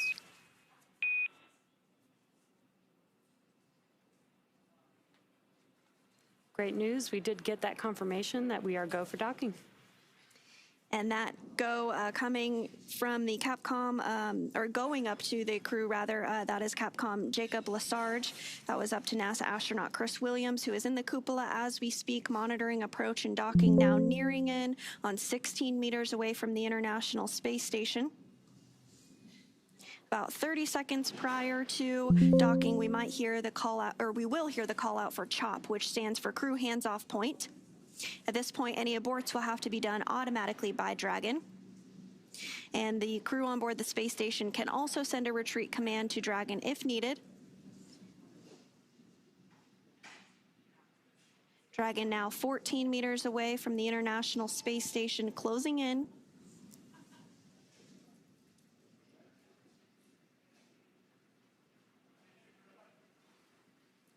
Again, what you can expect after Dragon makes contact with the International Space Station is that 12 hooks will be deployed, 6 at a time. Once those have hard captured, we will attach umbilicals to provide power between Dragon and power and connections between Dragon and the International Space Station.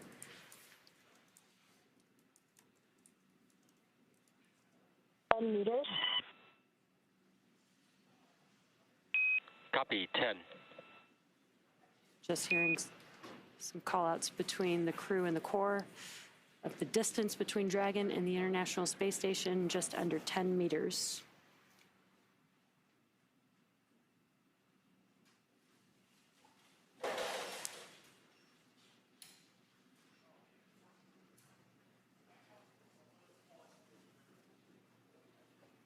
Closing in on 8 meters, we'll stand by for the call out of CHOP. That's that crew hands-off period.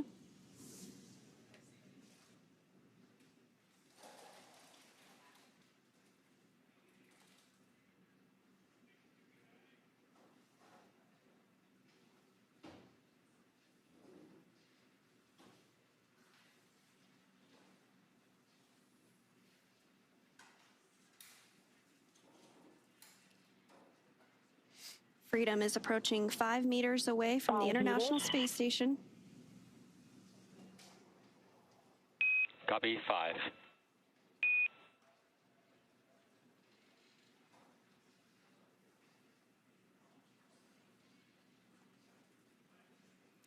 You can now clearly see on your screen the docking adapter on Dragon as it's approaching the International Space Station. A great view from the International Space Station. You can see the short distance between Dragon,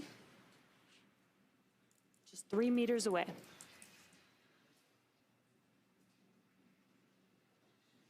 Meters. Copy, 2.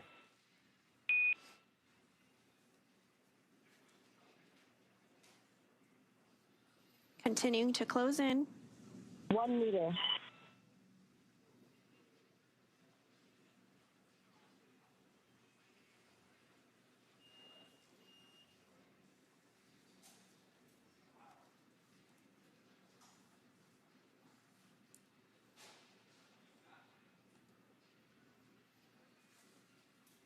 Dragon SpaceX on the big loop. Dragon contact and soft capture complete. Dragon copy. Soft capture complete. And contact confirmed. Dragon made contact with the International Space Station at 12:15 p.m. Pacific time, flying 277 statute miles over South Africa. And there are still a few steps to complete before Dragon is securely attached to station. We'll complete the soft capture ring retraction. And just a few minutes later, the hard capture sequence will begin.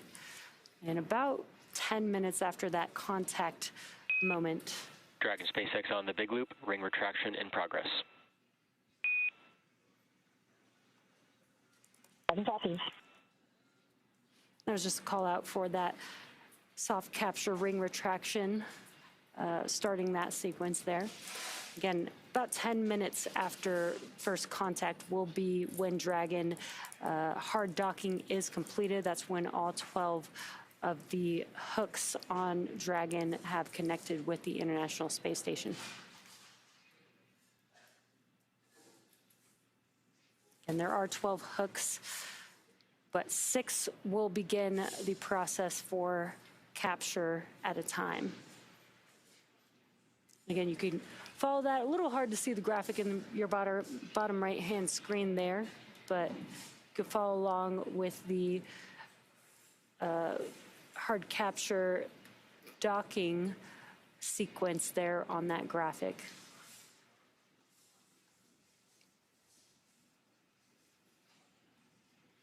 And there, that's a little bit better view of that bottom right-hand corner hard capture graphic there.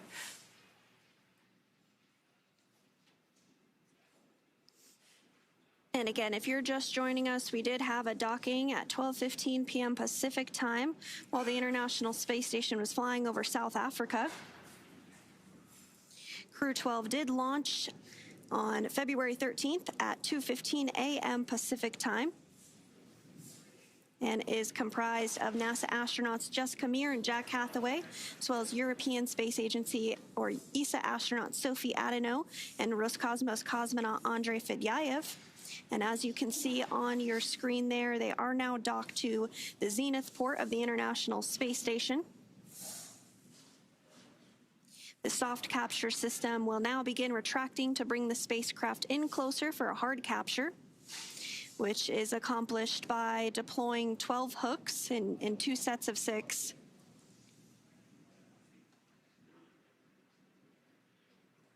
And the crew is still seated in their seats all the way through hard capture. Once the vehicle is hard docked to the International Space Station, they can get out of those seats and actually doff their suits and get a little bit more comfortable inside the Dragon spacecraft as they wait for the hatch to open to the International Space Station.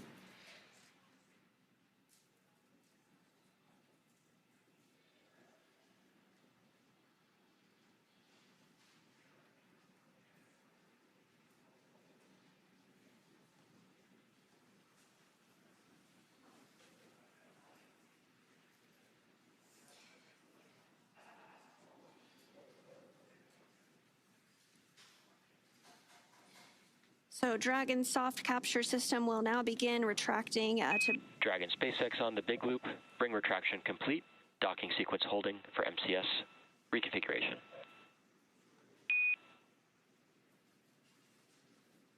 Dragon copy. And you did hear that confirmation that the soft capture retreat is complete. Next up will be hard capture, which is accomplished by deploying 12 hooks, 2 sets of 6 hooks to firmly hold Dragon in place. And that process does take about 15 minutes or so. Then once all docking events are successful, flight controllers will configure Dragon for docked operations and connect power and data to the spacecraft. At that point, the crew will be able to get out of their spacesuits and set them up to dry and begin operations to get the hatches open and join the expedition crew on board the space station. That does include pressurizing the vestibule, which NASA astronaut Chris Williams will be primed to do, as well as a round of leak checks. And that does take about 2 hours before the hatches will be open today. Following that, we'll have a welcome ceremony before the crew goes into a safety briefing and begins to get up to speed and adjust to life on the International Space Station following their liftoff from Florida yesterday at 2:15 a.m. Pacific.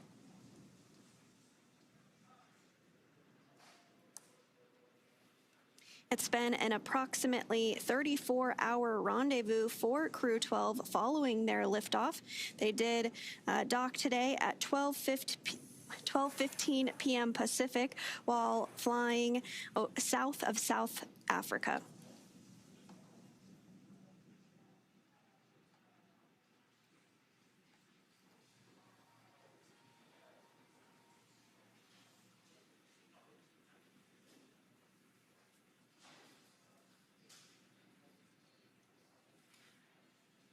Now, as we're waiting for hard capture to complete, you're looking at a view on the left-hand side. That is mission control here in Hawthorne, as well as on your right-hand screen, mission control Houston at Johnson's Space Center. The teams are still working in tandem together while the crew is still on board Dragon, but once that hatch is open and the crew can make their way onto the International Space Station, Johnson will take it from there.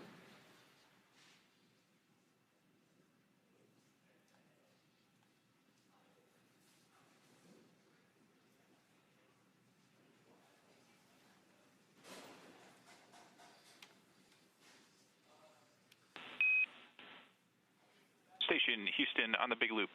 MCS configured. We are proceeding with hook driving.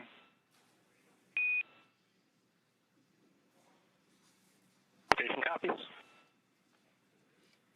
Great news. That means that the hard capture sequence is now beginning. This takes just a few minutes, about 4 minutes, to complete that hard capture. It'll be 6 hooks at a time for 12 hooks total to complete that hard docking.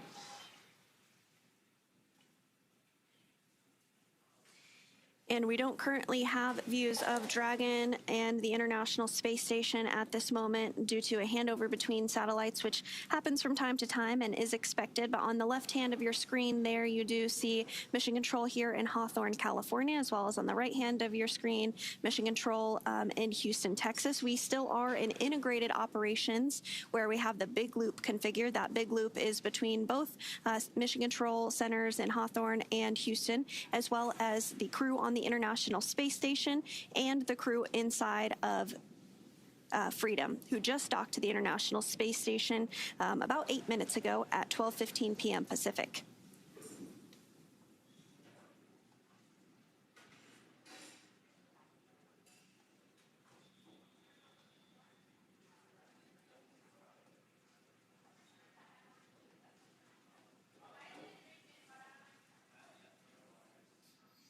Hooks are continuing to drive and work through the procedures for that hard mate between Dragon, Freedom, and the International Space Station.